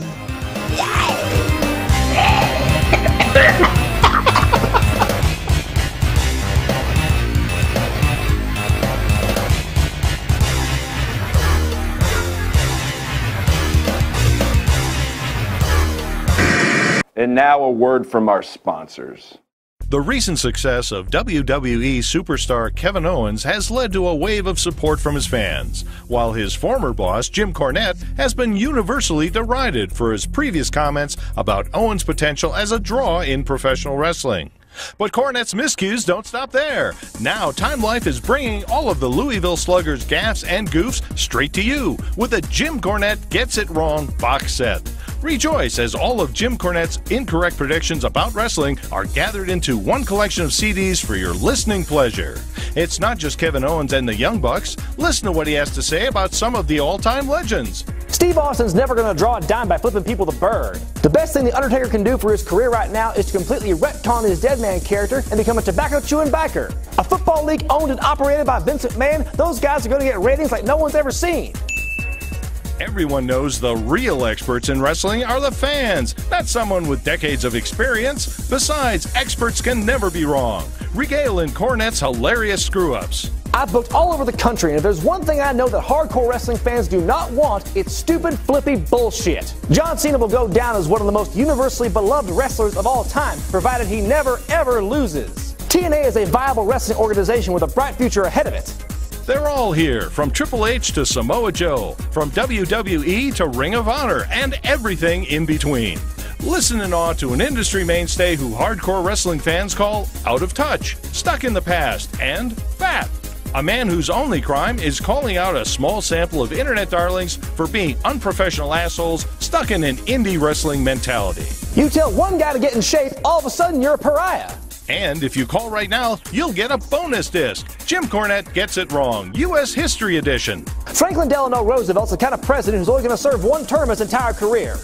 It can all be yours now for just 3 easy payments of $29.99. To order, call 1-800-492-6279. That's 1-800-IWC-MARKS. Thank you, fuck you, bye. My CD, that is. This is WMOB Mobile, 12 on your channel dial and 12 in the TV ratings. You know, Braun, there's no doubt that throughout this rivalry, you have been physically dominant of Brock Lesnar. How confident are you heading into Sunday? How confident am I? My actions speak for my words. I don't have to tell you how confident I am. Week after week, I've come out here and I've left him laying. I've left Brock Lesnar laying. How many men have done that? None. That's why I'm the monster. And I'm the only man capable of putting Brock Lesnar down for good. You know, Brock, there's a lot of truth in what Braun Strowman says, and hearing what the monster among men just said, how do you prepare for Stop! Excuse my reach.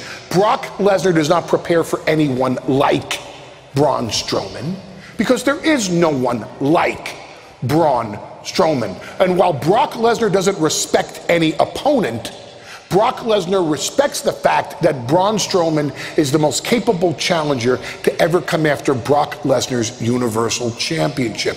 Last week, Braun Strowman stood up after a German suplex. No one has ever stood up from a momentary trip to Suplex City. But that doesn't mean that Braun Strowman can survive Suplex City. Paul Heyman, I could do more than survive Suplex City. I'm gonna walk into Suplex City and stomp it to the ground. What you're gonna do is you're gonna understand that all you've done is that you woke up the beast. And now the beast understands it will take more than one suplex at the Staples Center this Sunday night at No Mercy. Brock Lesnar understands you're gonna have to be taken to Suplex City all night long. Brock Lesnar understands, Braun Strowman, that he's going to have to beat you within an inch of your life to fend off the challenge. Brock Lesnar understands that more than ever before in his career, he's gonna have to lay waste to you, or you will become the new Universal Champion. And when those two decisions are presented to Brock Lesnar, which decision do you think he's coming with this Sunday at No Mercy? It doesn't matter what decision he makes. You can run your mouth all you want. It ain't gonna change the fact of what's gonna happen this Sunday. Braun, it's interesting because there are many parallels between you and Brock Lesnar. And as we head toward No Mercy... I don't get this. Excuse me, I don't get this. I don't get the premise here. Why are you asking so many questions of the challenger? The news story here remains Brock Lesnar. And until Braun Strowman defeats Brock Lesnar, which he won't, respectfully submitted to you, this Sunday, September 24th, at the Staples Center at No Mercy, then the questions still go to the newsmaker, Brock Lesnar. The questions here should be, how will a loss, which won't happen, affect your legacy this Sunday, Brock Lesnar? From being the only man to hold the NCAA Division I Heavyweight Championship, the undisputed WWE Heavyweight Championship, the undisputed Universal Heavyweight Championship, the undisputed UFC Heavyweight Championship, the conqueror of the Undertaker's streak, and now walking into a situation where his opponent for the first time is bigger, for the first time is stronger, and possibly, maybe, though I personally doubt it, for the first time is badder than the baddest beast on the planet. You're wondering what's going to happen with Braun Strowman? Why don't you wonder what happens to the mystique of Brock Lesnar should Braun Strowman win this Sunday? Why don't you ask Brock?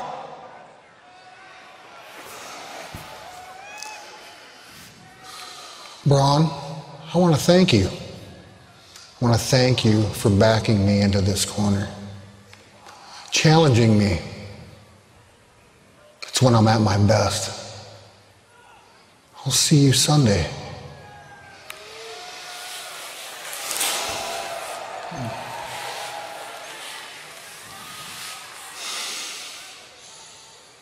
Suplex City.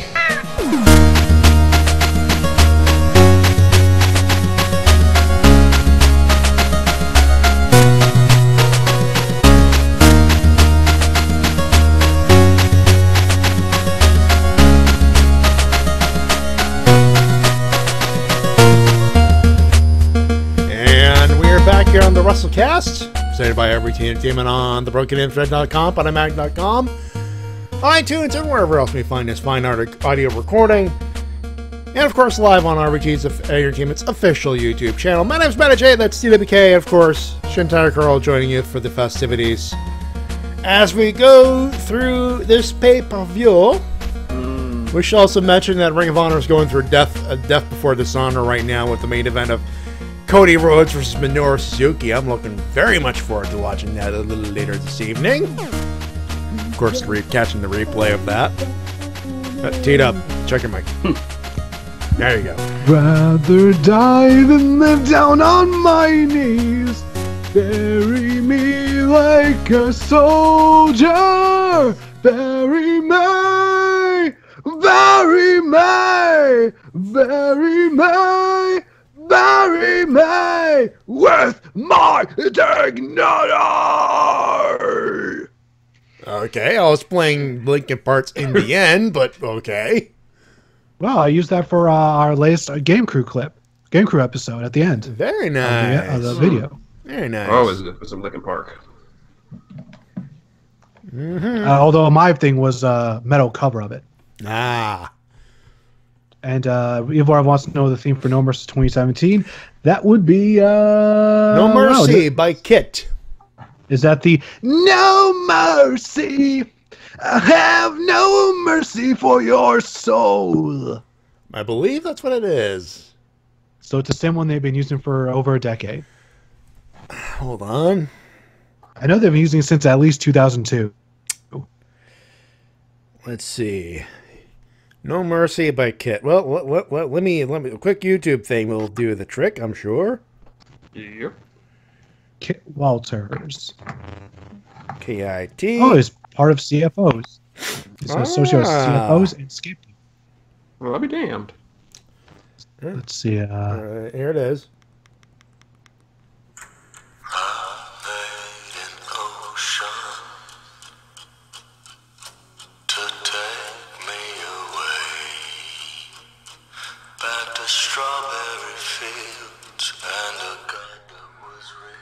Okay, so definitely not that thing. No. Oh, Gizmo wants me to do a bit of a tenanting, okay? Pharaoh Man! Anyway, No Mercy, WWE No Mercy. WB Raw production, September 24th, 2017, the Staples Center in Los Angeles, California. I believe this is the first time No Mercy's been a Raw pay-per-view. Yeah, because every other time, even during the previous brand split, it was SmackDown. It was a SmackDown exclusive deal, so yeah. Flipping the script. You know, it's weird because Backlash used to be a Raw show as well. Yeah, so they flipped the script. They flipped the script. They flipped it around. That's what it is. Anyway, card follows. There's 8 matches, including the preview match. So they have Apollo Crews versus Elias. For once, the pre-show match is not for a championship. Good idea. That would definitely help. Yep. Elias to win? I don't know. I'm going with Apollo Crews because they need to rebuild Titus brand. Yeah, they do. They do. And Elias is strong enough that he can take a loss. Yep. I mean, he's still over. He'll still be over with the crowd, nonetheless, which is surprising. All right, bottom of the main card, they have of the main undercard on pay-per-view, Intercontinental Championship. Michael the Miz Mizanin versus Jason. I'm not Kurt Angle's son, Jordan. Of course, Miz has Curtis Axel and Mr. Bo Dallas. Of course, it's Sans Maurice because, well, duh. She has Tepreg ores. She has the baby bump, the baby belly that's going to grow. You know, a lot of people are going, let's let Jason Jordan win, but I'm like, does it seem too obvious to you? Probably Flutter guys saying that 02, 07 were Raw. Well, 02 doesn't count because 02 was a joint production. Yeah, 02 was a joint. 05. But to me, like when I think No Mercy, I do think of it mostly as a SmackDown. It's mostly, it's been mostly referred as a SmackDown show. At this point, it's been an 05 pay-per-view. Oh, who remembers? Anyways, I'm going with Miz, I guess. That's keep the ball rolling. He's got good momentum. Yeah. Though Easy, we were talking about it on Monday, and Easy was going, put the belt on Jordan so Miz could actually move up to the main event. I'm like, I know, but if this were any other time, they would be yes. But right now, they're looking to either keep the belt on Lesnar or they're going to put it on Strowman. Do you want the Miz to die? Yeah, and Miz could get a good, long, record-breaking title reign. Let's not do that. I'm in a lot of places with this. I mean, I agree that Miz should be in the main event, but here's the deal. Since your champion is a part-timer, you can't chase after a belt that's not there. Yeah. But if you have Strowman with the belt, he could still technically chase after him. I mean, everybody's going to be gunning for him, but not actually win, so there's that. But on the flip, if we're talking specifically for the Intercontinental title, if they're going to give it to Jordan, not to say he hasn't earned it. I mean, he's fantastic in the ring as as his matches with Roman and Cena have proven. But here's my thinking: if he gets the belt, he'll probably be. I want him to be sort of a transitional champion to give it back to the Miz, because Miz is just, I think, 2 title reigns away from tying Chris Jericho's record of most Intercontinental title wins. You're thinking, if not longest reigning champ, just the most reigns cumulatively? Yeah, if it was anybody else, I'd say nah, but the Miz, he's been dynamite with the Intercontinental Championship. I'd say keep him with the belt as long as humanly possible, because right now that belt has never been more valuable than it is with the Miz, because he cares so much for it. He doesn't consider it a low-tier belt. He considers it the top belt on Raw, just because he has it. Kind of like when Jay Lethal was television champion over in ROH. He didn't consider it a lower-tier belt. It was the World Championship. Yeah, I remember that. I remember that, yeah. So if Jason Jordan wins, I predict he'll be a transitional champion and give it back to the Miz within a month. But smart money, keep it on the Miz. Fair enough. Next up, Fatal 5-Way for the Women's Championship. Harley Bliss versus versus Why Am I Not a Heel? Sasha, Why Am I Not a Heel? Banks versus Wacky Inflating Tube Person Liker Bailey versus I'm Not Fat, I'm Big Bone Nia Jax. Sorry, I have to. I can't resist. Matty, your jokes are terrible, and you should feel terrible. I do feel terrible, okay? But let's put it this way. As low as I'm going, it's not as low as Emma. Poor Emma. Yeah. Once again, afterthought on this one. After all the hard work, Bailey's back. And Emma is a no-show. Fuck. Well, for Emma, she was still in Australia visiting her family. Yeah, she was there to be fair, it was a legitimate excuse. But I will say this, though. You know what? I hope Emma wins. I hope Emma wins, and she has a celebration on Raw, and it keeps saying, I was the one who launched the women's revolution. It'd be revolutionary.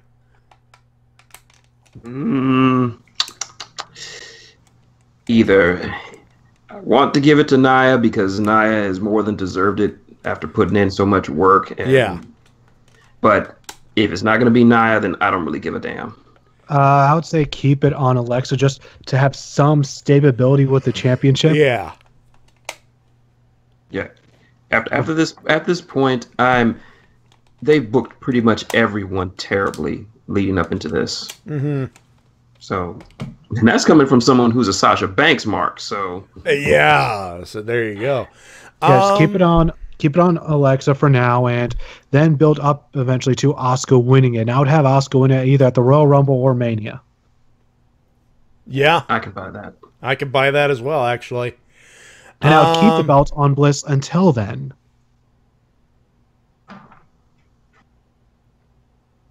I could actually buy that.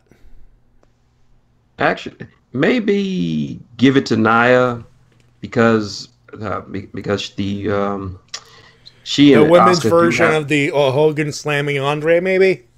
Yeah, because Asuka has a win over Nia, and they could do a callback to that. There's a few ways you could go with this, but you know what? This is the kind of thing. This is the kind of match. Whoever wins the belt here keeps it until at least Royal Rumble. Yeah, keeps it warm for Asuka, I would say.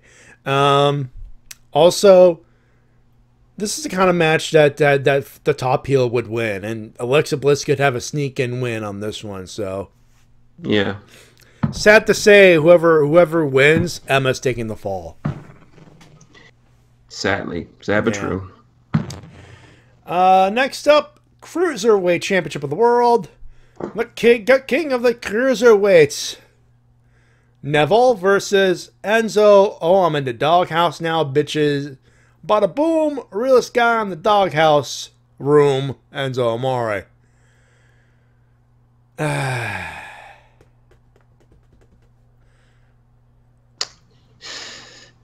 They better. I hope to God they keep it on Neville. Same. After how much they've destroyed Enzo, it would not make any sort of sense for him to somehow be able to beat Neville. Because Enzo's just been destroyed for weeks on end, for months on end by everybody. Yeah. So he should not win. And the way they beat up Enzo, and the fact that, the fact that he kicked him in the dick on 205 Live, I heard a very considerable amount of boos after that low blow. Because look, we all know that Neville is the most dominant champion on the main roster. That goes without saying. Yeah. And he has fought pretty much everyone under the sun, from Jack Gallagher to Cedric Alexander to TJP to Austin Aries a shit ton of times. And those guys are the best wrestlers in the world. For him to drop the belt to someone like Enzo, who really can't do anything outside of talking, would kill the belt.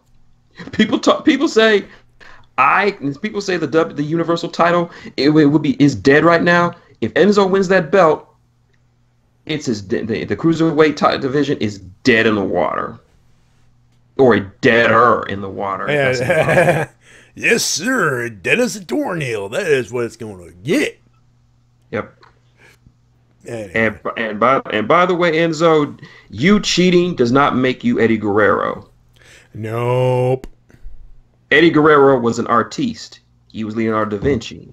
You know who's a better Eddie Guerrero? In kindergarten with paints. You know who was a better Eddie Guerrero this week? Who? El Desperado. Wait, he won? No. But he was a better Eddie Guerrero. Because at one point he took off his mask and threw it at Kushida. And then covered his face like, oh, you took my mask off, you took my mask off.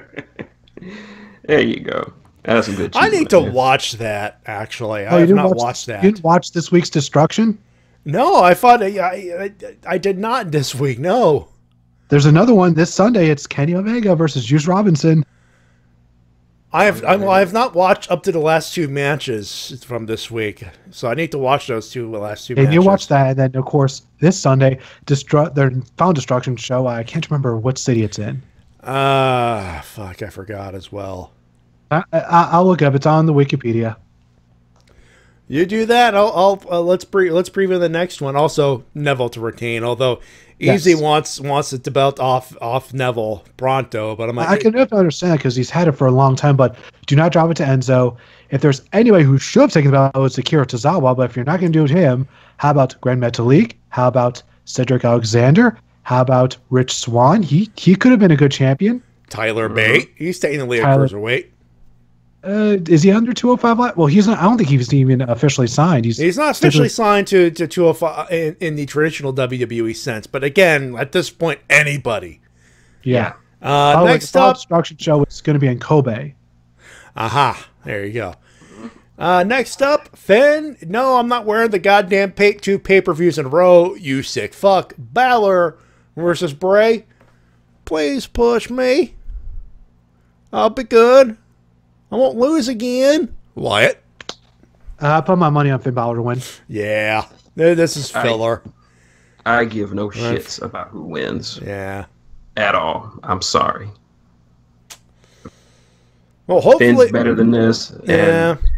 And Bray is just he gains nothing from winning this match. Nope. Nothing. This feud should have ended at SummerSlam.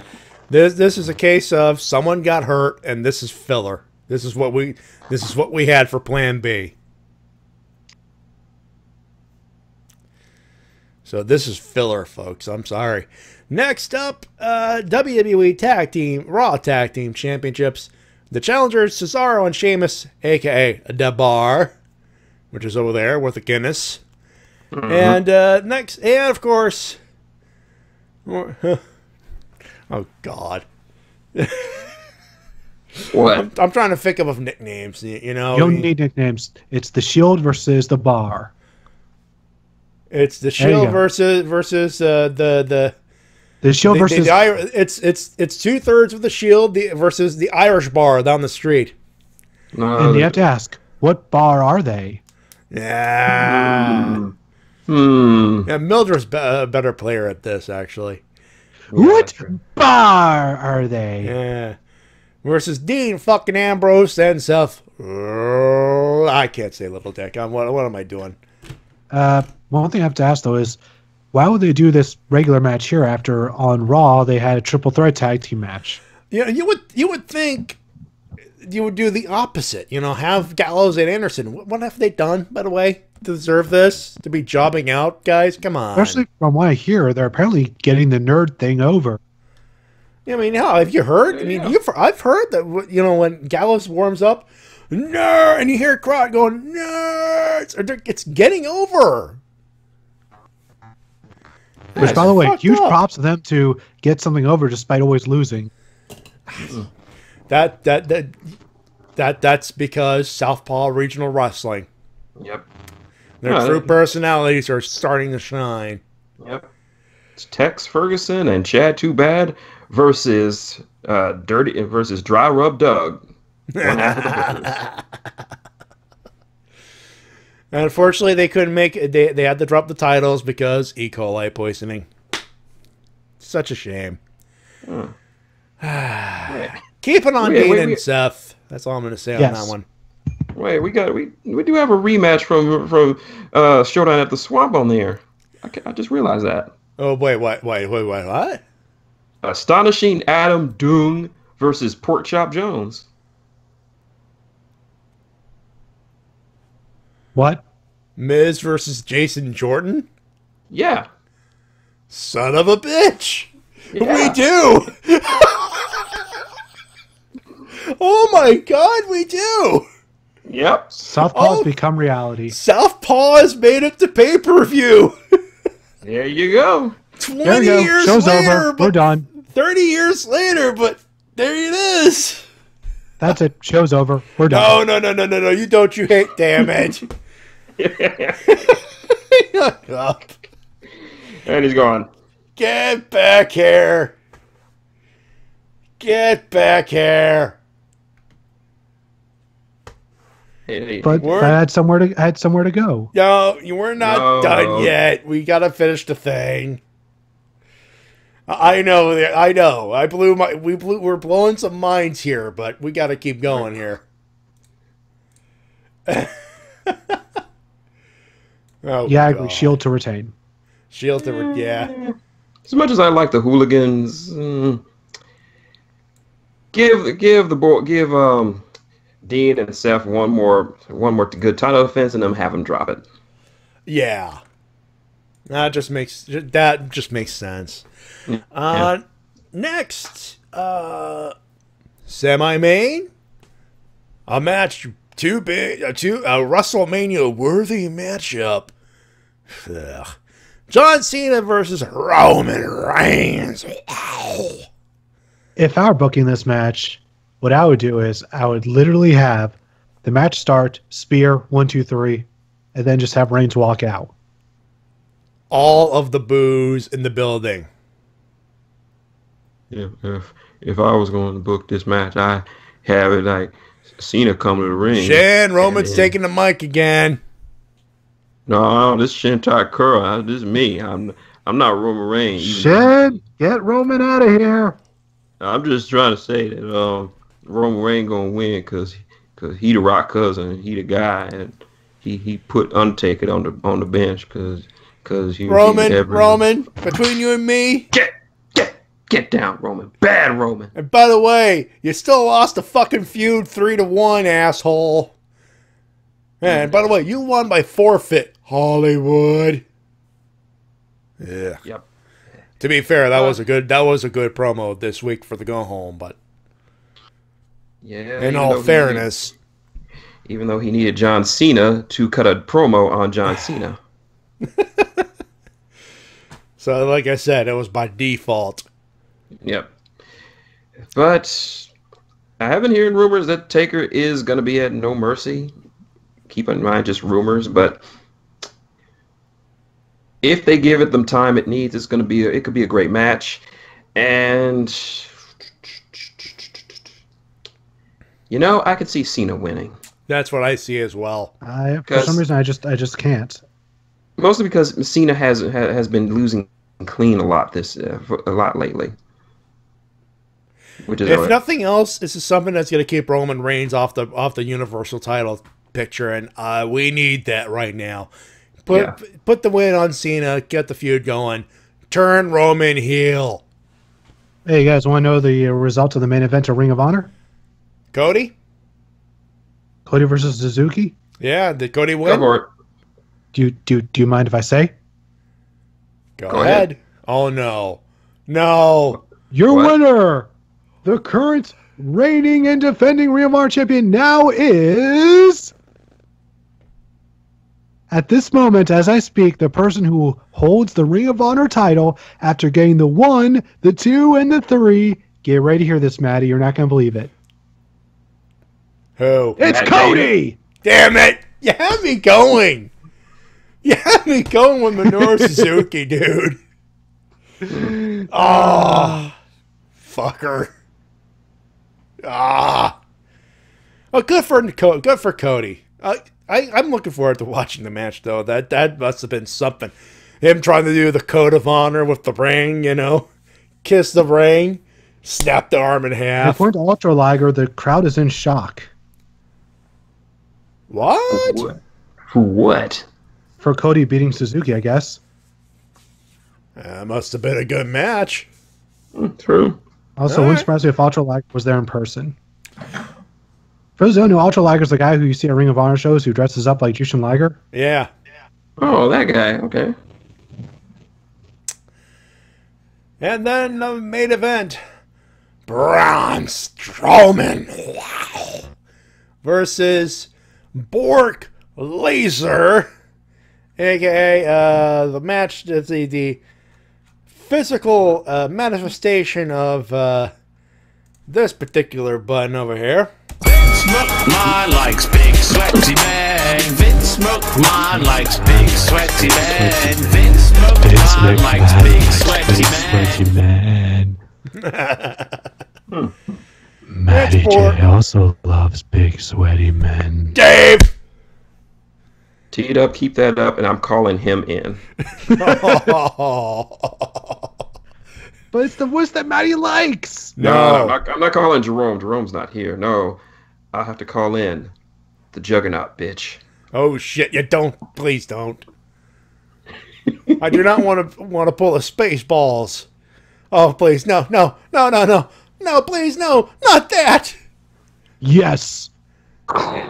That. Sling. Yes. That. Whoa. God, no. I'm of two minds of the main event here. One, actually three minds. The actual opinion. This is gonna be a hoss battle. It's gonna be a beat down. It's gonna be a stare down. It's gonna be a fight. It's gonna be a brawl.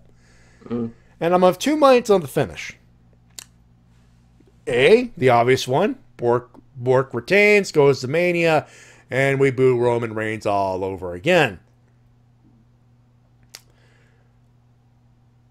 Or you put the belt on Roman, and the Universal title is less dead. And crowd pops for Braun Strowman because he's been getting over, for fuck's sake.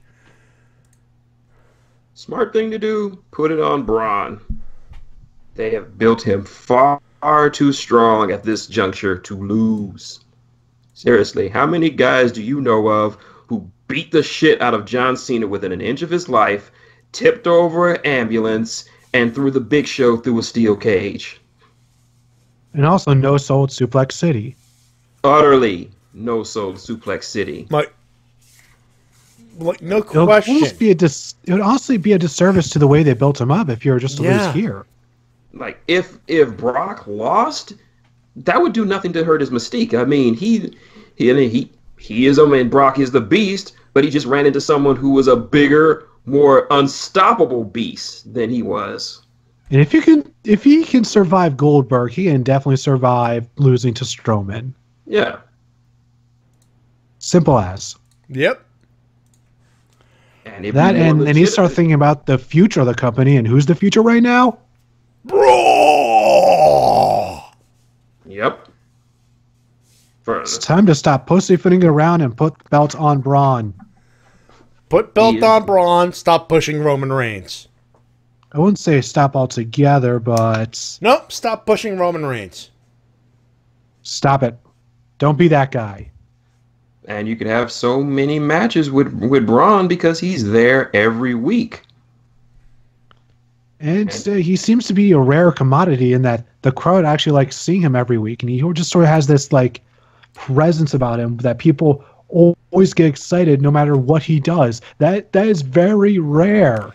And here's the thing. They returned that anticipation with something that you have not seen before. You know? They are booking his strength almost like golden era feats, like almost supernatural levels of strength. When was the last time I ever did that for a wrestler? Mark Henry? And that was in 2011, I want to say. Well, yeah, they did that in the early 2000s as well. I would say 2003, 2004. Yeah. Yeah, I think the time where he tipped the Hummer. Something like that, you know? But yeah.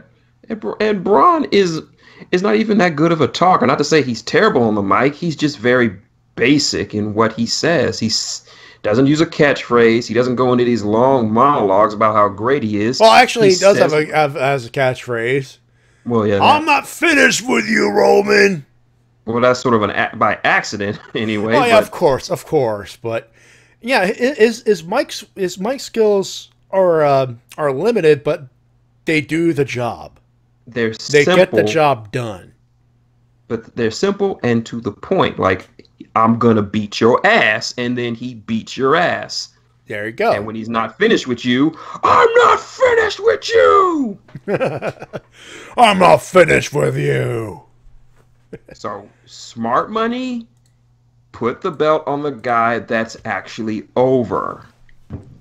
Well, Brock is over, to be fair. Well, that's true, but Braun is the more stable guy who can be there every week. And considering Braun's personality and gimmick, he could be like, I want to fight everyone. If you're man enough to take my belt from me, get your ass to this ring. And just have him fight random dudes pretty much every week. There you go. So yeah, I would say smart money goes to the belt goes to Braun, but my actual pick would have to be Brock Lesnar.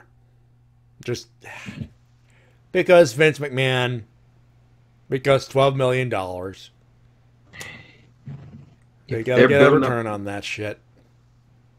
If they're building up to Roman versus Brock, have Braun get the belt, and then have Brock stay off TV for a long time, presumably training, and have him barely beat Braun in the rematch.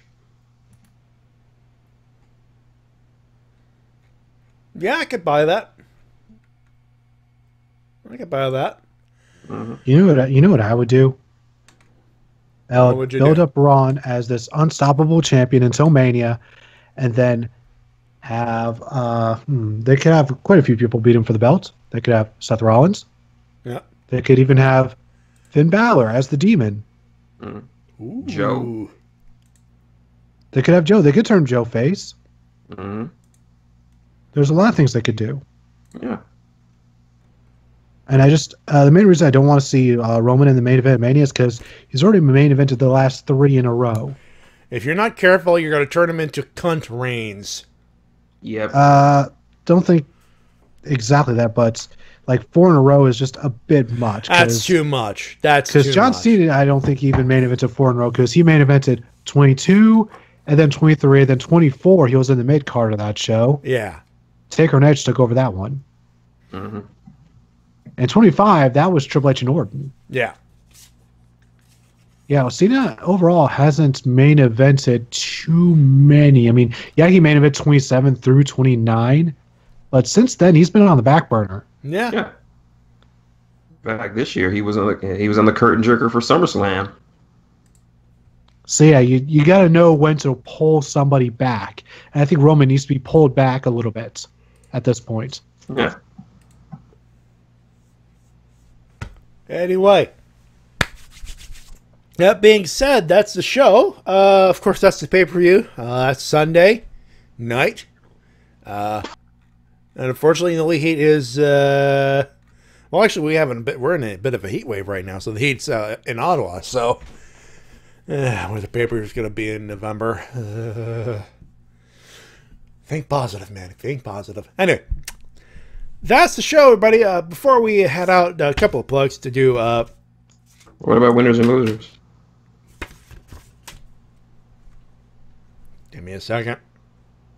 You could tell it's been one of those weeks for me. You could tell. Yeah. Yeah. It's time for winners and losers.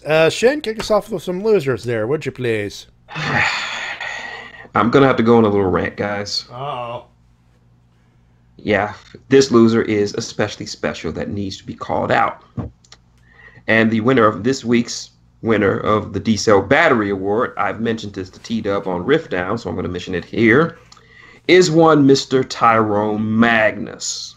Oh yes, you brought him up in his fanboyish ways.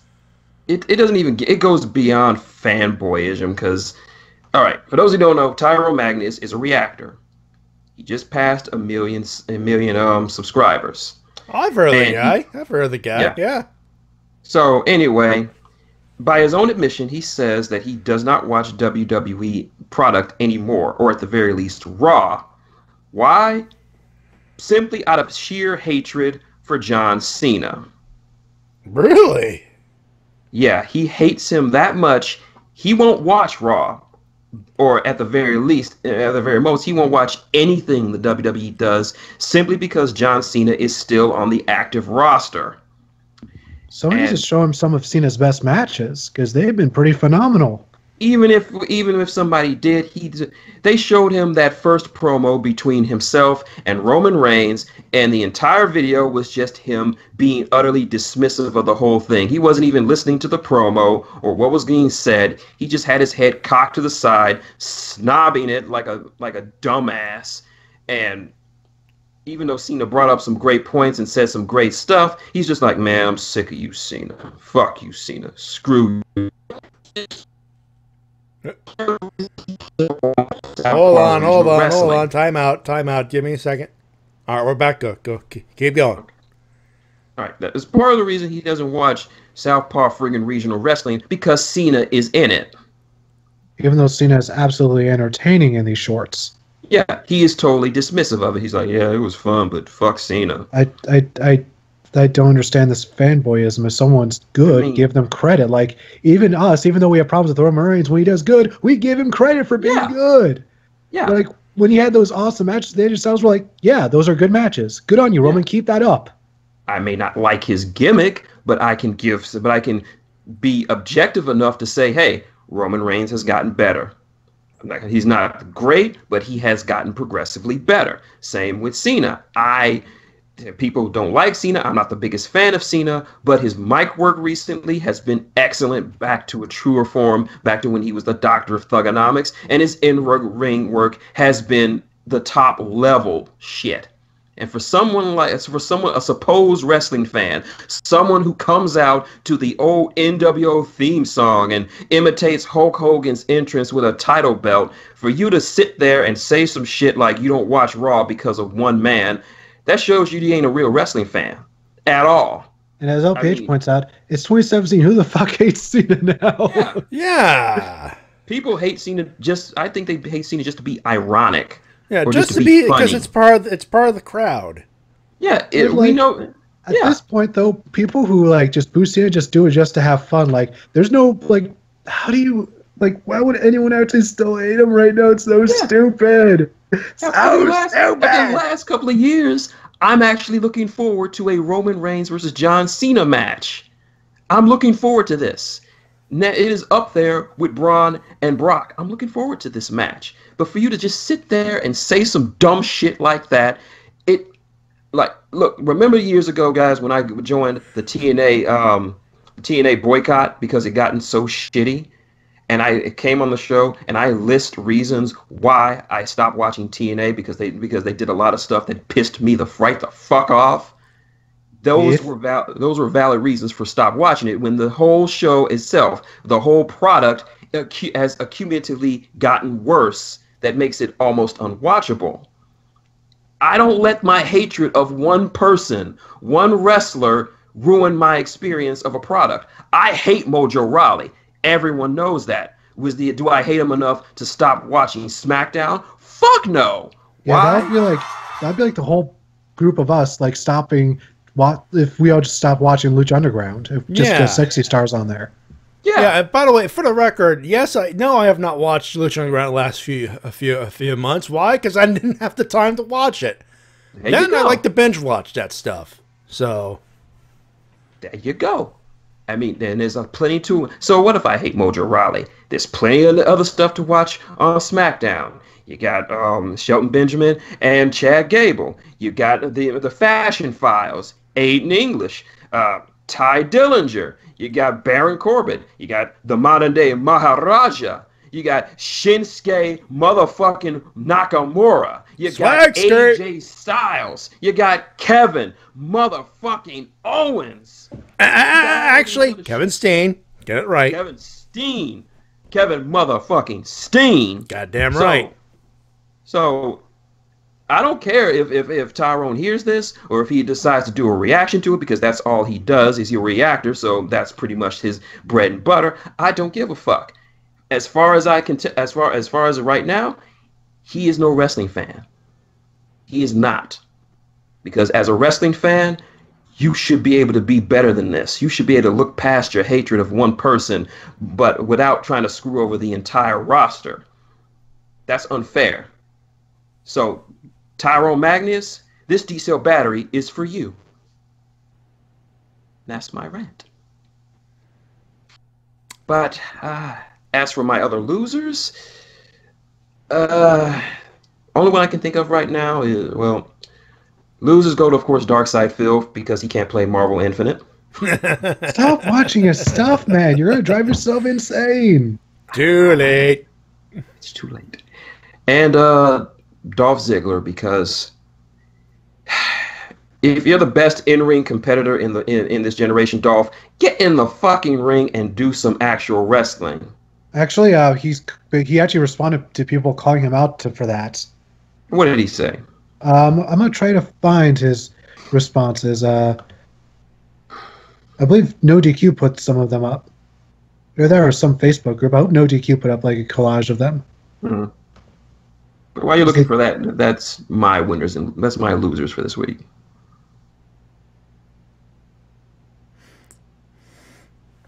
Now, he'll do something. I think the reported idea is they're setting him up for a feud with Bobby Roode.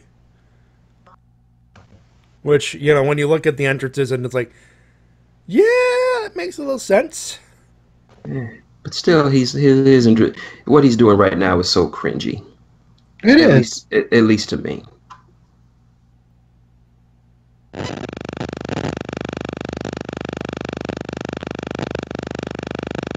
Let's see. Heat up your mic. There we go.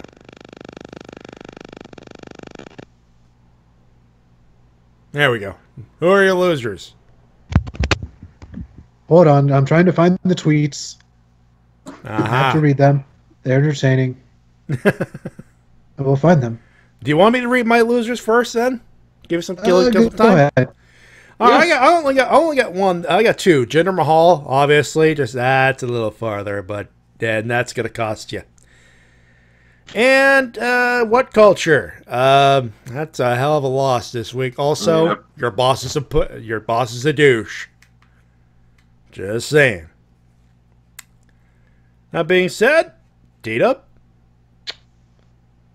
All right, my losers this week. Tejano for losing just both on Impact and Lucha Underground on the same week.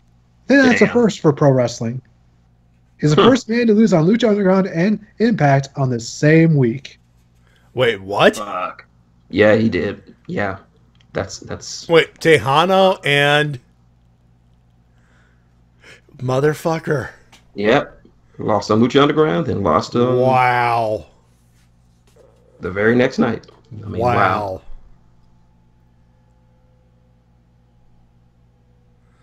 That is wow. Yep. Also,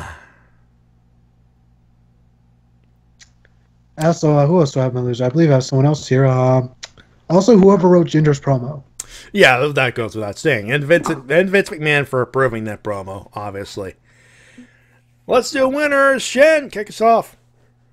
Of course, I had to say my winner, a posthumous winner, goes to Bobby the Brain Heenan. Mm-hmm. He wasn't a manager. He was the manager. Heenan family. Yep. Greatest faction in professional wrestling history. It's a family, not a stable. A stable's for horses. Exactly. I'd like to now read this tweet from Ziggler. Somebody asked him, "What's up with all the damn entrances, man? When are you going to actually get back in the ring and compete?" He says, "Why should I compete? Some idiot could hurt me. I get paid the same doing entrances, plus it's way easier on my back."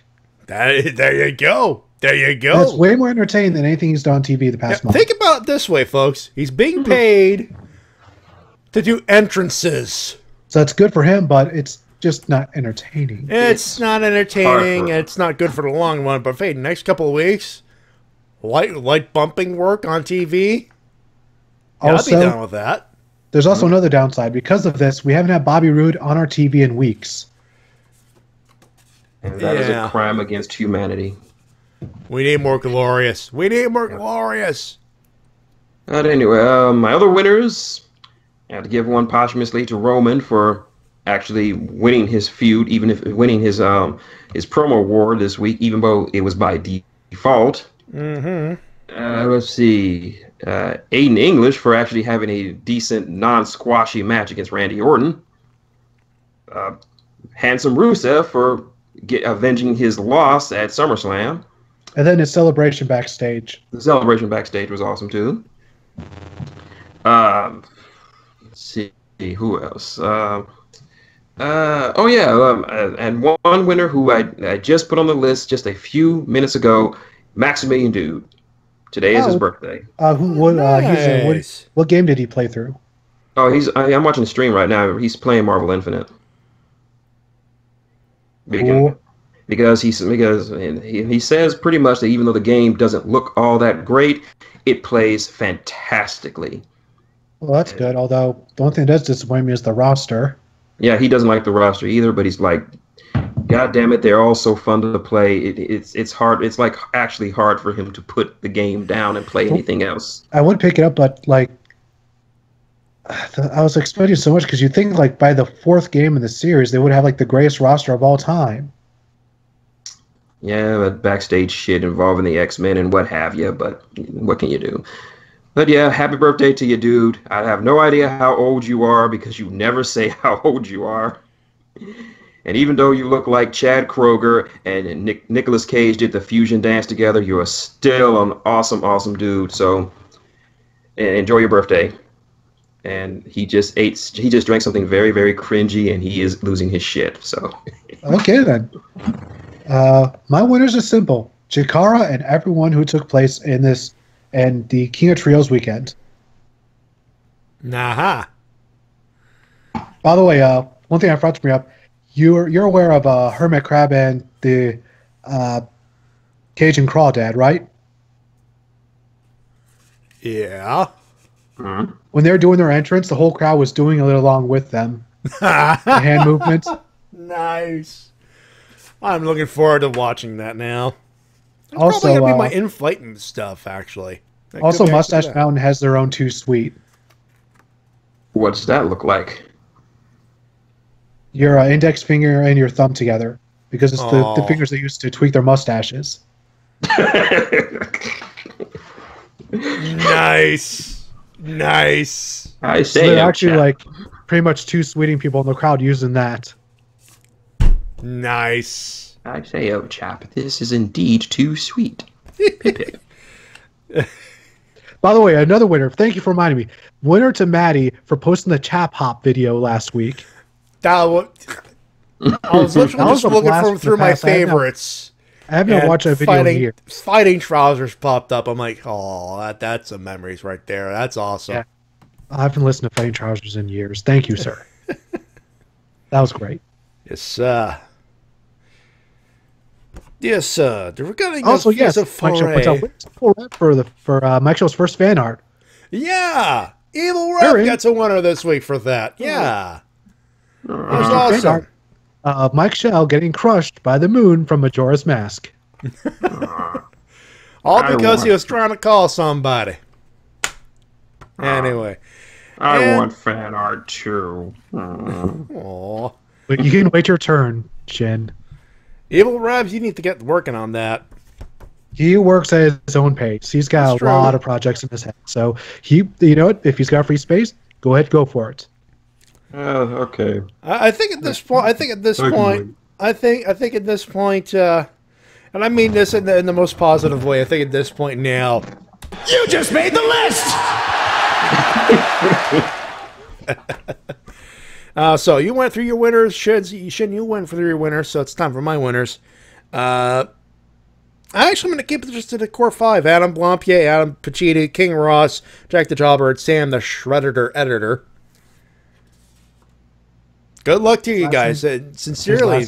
His last name is Driver. Thank you very much. Sam Driver, whatever. Have a good luck, boys. Honestly.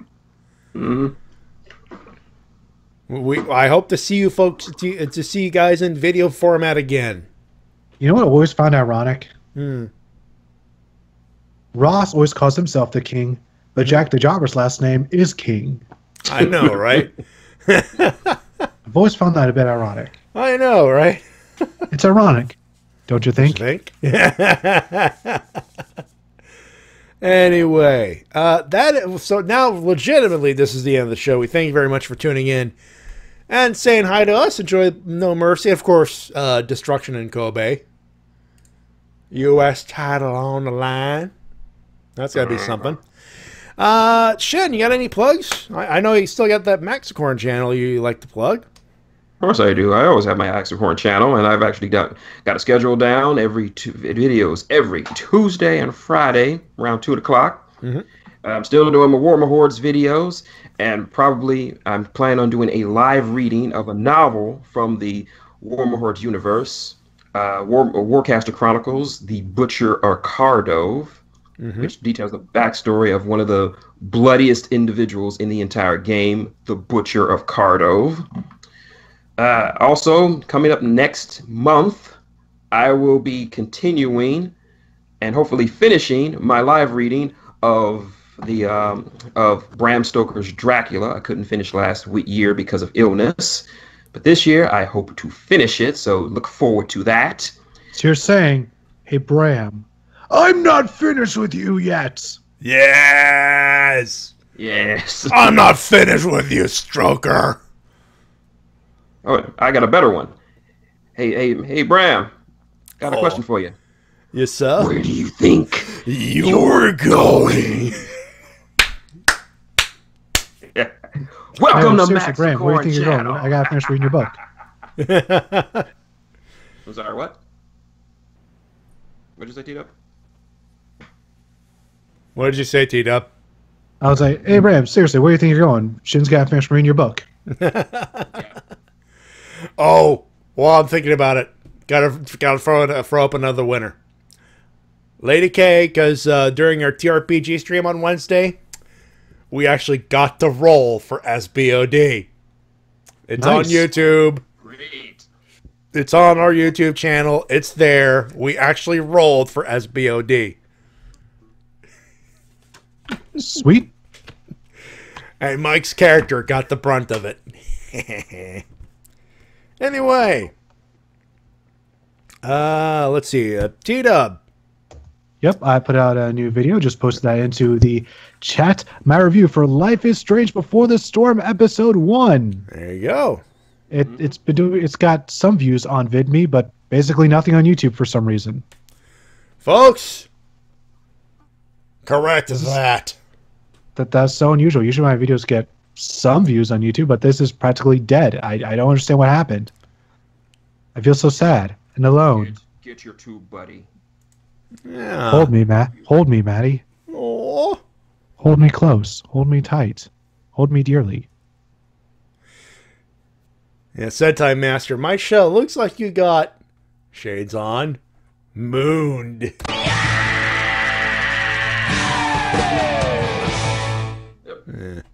Whatever. Anyway. That's pretty much every. We got Life. Speaking of Life is Strange, Game Crew. Got another one out for you today. It's available on our YouTube channel as well. And as far as what's going on during the week, as far as stuff and things, we got the Helmsman with Tony Helms and the crew. They are on Twitch. They usually go around 5:30. 5:30. They usually go live around 5 on Saturday afternoons, 5 Eastern, and they usually go until 7:30. There you go. On Sunday, Toka Riffs Live, we have a movie night coming up, folks. A couple of movies. Actually, a movie and a mini-series called Go Rider. I've seen Go Rider. I am looking forward to Riff Go Rider. Go Rider. That sounds like a combination. That's like a Go Busters Kamen Rider crossover. It sounds more like like Go Ranger and Kamen Rider, but yes. We will explain on Sunday. On Monday, Metrocon Live over on Shades' official YouTube channel. I believe now it's the Superhero Stunt Show, if I'm not mistaken. But that is Monday at 9 p.m. Eastern. Tuesday, Riff Down with TWK and his crew. I believe the two of you are involved in this particular program. And, yes, we are. Yeah, there you go. On Wednesday, The Enemy Within. It's our TRPG stream. Of course, it'll be myself, Mike Shell, who happens to be in the chat. Say hi, Mike. Of course, the Shades, Lady K, Biohybrid, and our DM, Mildred the Monk. As we had a hell of a time last week. Good Lord. Quick story. It's before the show, and of course, like it did tonight, the internet could be a little wonky, and Mildred was bitching about what turned out to be Canadian geese flying to the south. I mistook it as bees. Fuck you, internet. Canadian bees? I know. Believe it or not, it got Shauna to snort.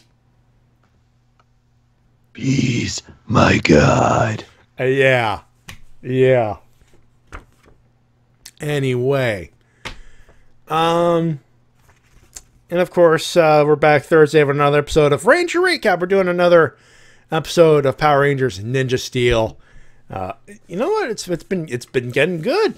It's been doing the opposite of Ninja, which is amazing and awesome. You should tune in and say hi.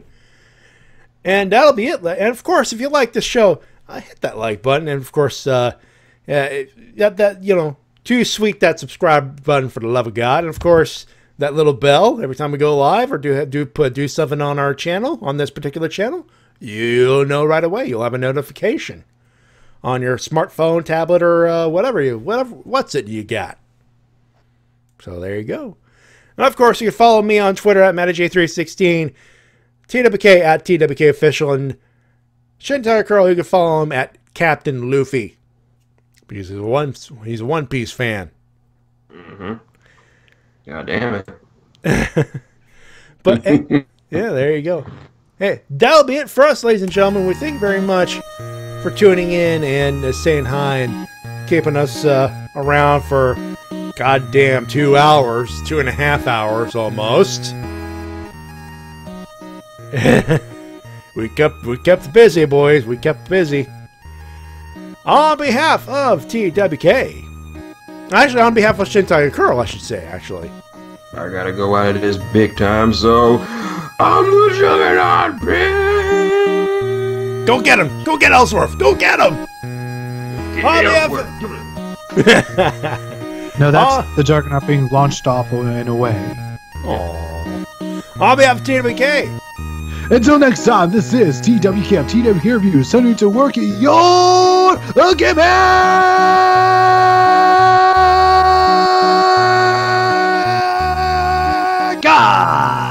My name's Matty Jay. I'm a professional wrestling. Support your independent promotion as soon as possible. Extra winner to the Ottawa wrestling scene. From all accounts, 48 hours notice, Do the Right Thing was an actual success. Woo! And I actually got to listen to a little bit of the commentary. Extra winner goes to our good buddies. Oh my God. We lost us for a second, but we're back. I forgot to plug. Oh God. I meant to say congratulations to Ottawa Wrestling for doing the right thing, and congratulations to Gibby. You're winners this week. It caught us off when I was plugging the Ottawa Wrestling thing. Fuck you, YouTube! And fuck the Revival and the Nick channel. Fuck your bleeps. Have a good one. Have a safe one. We'll talk to you later. Bye-bye. Bye-bye.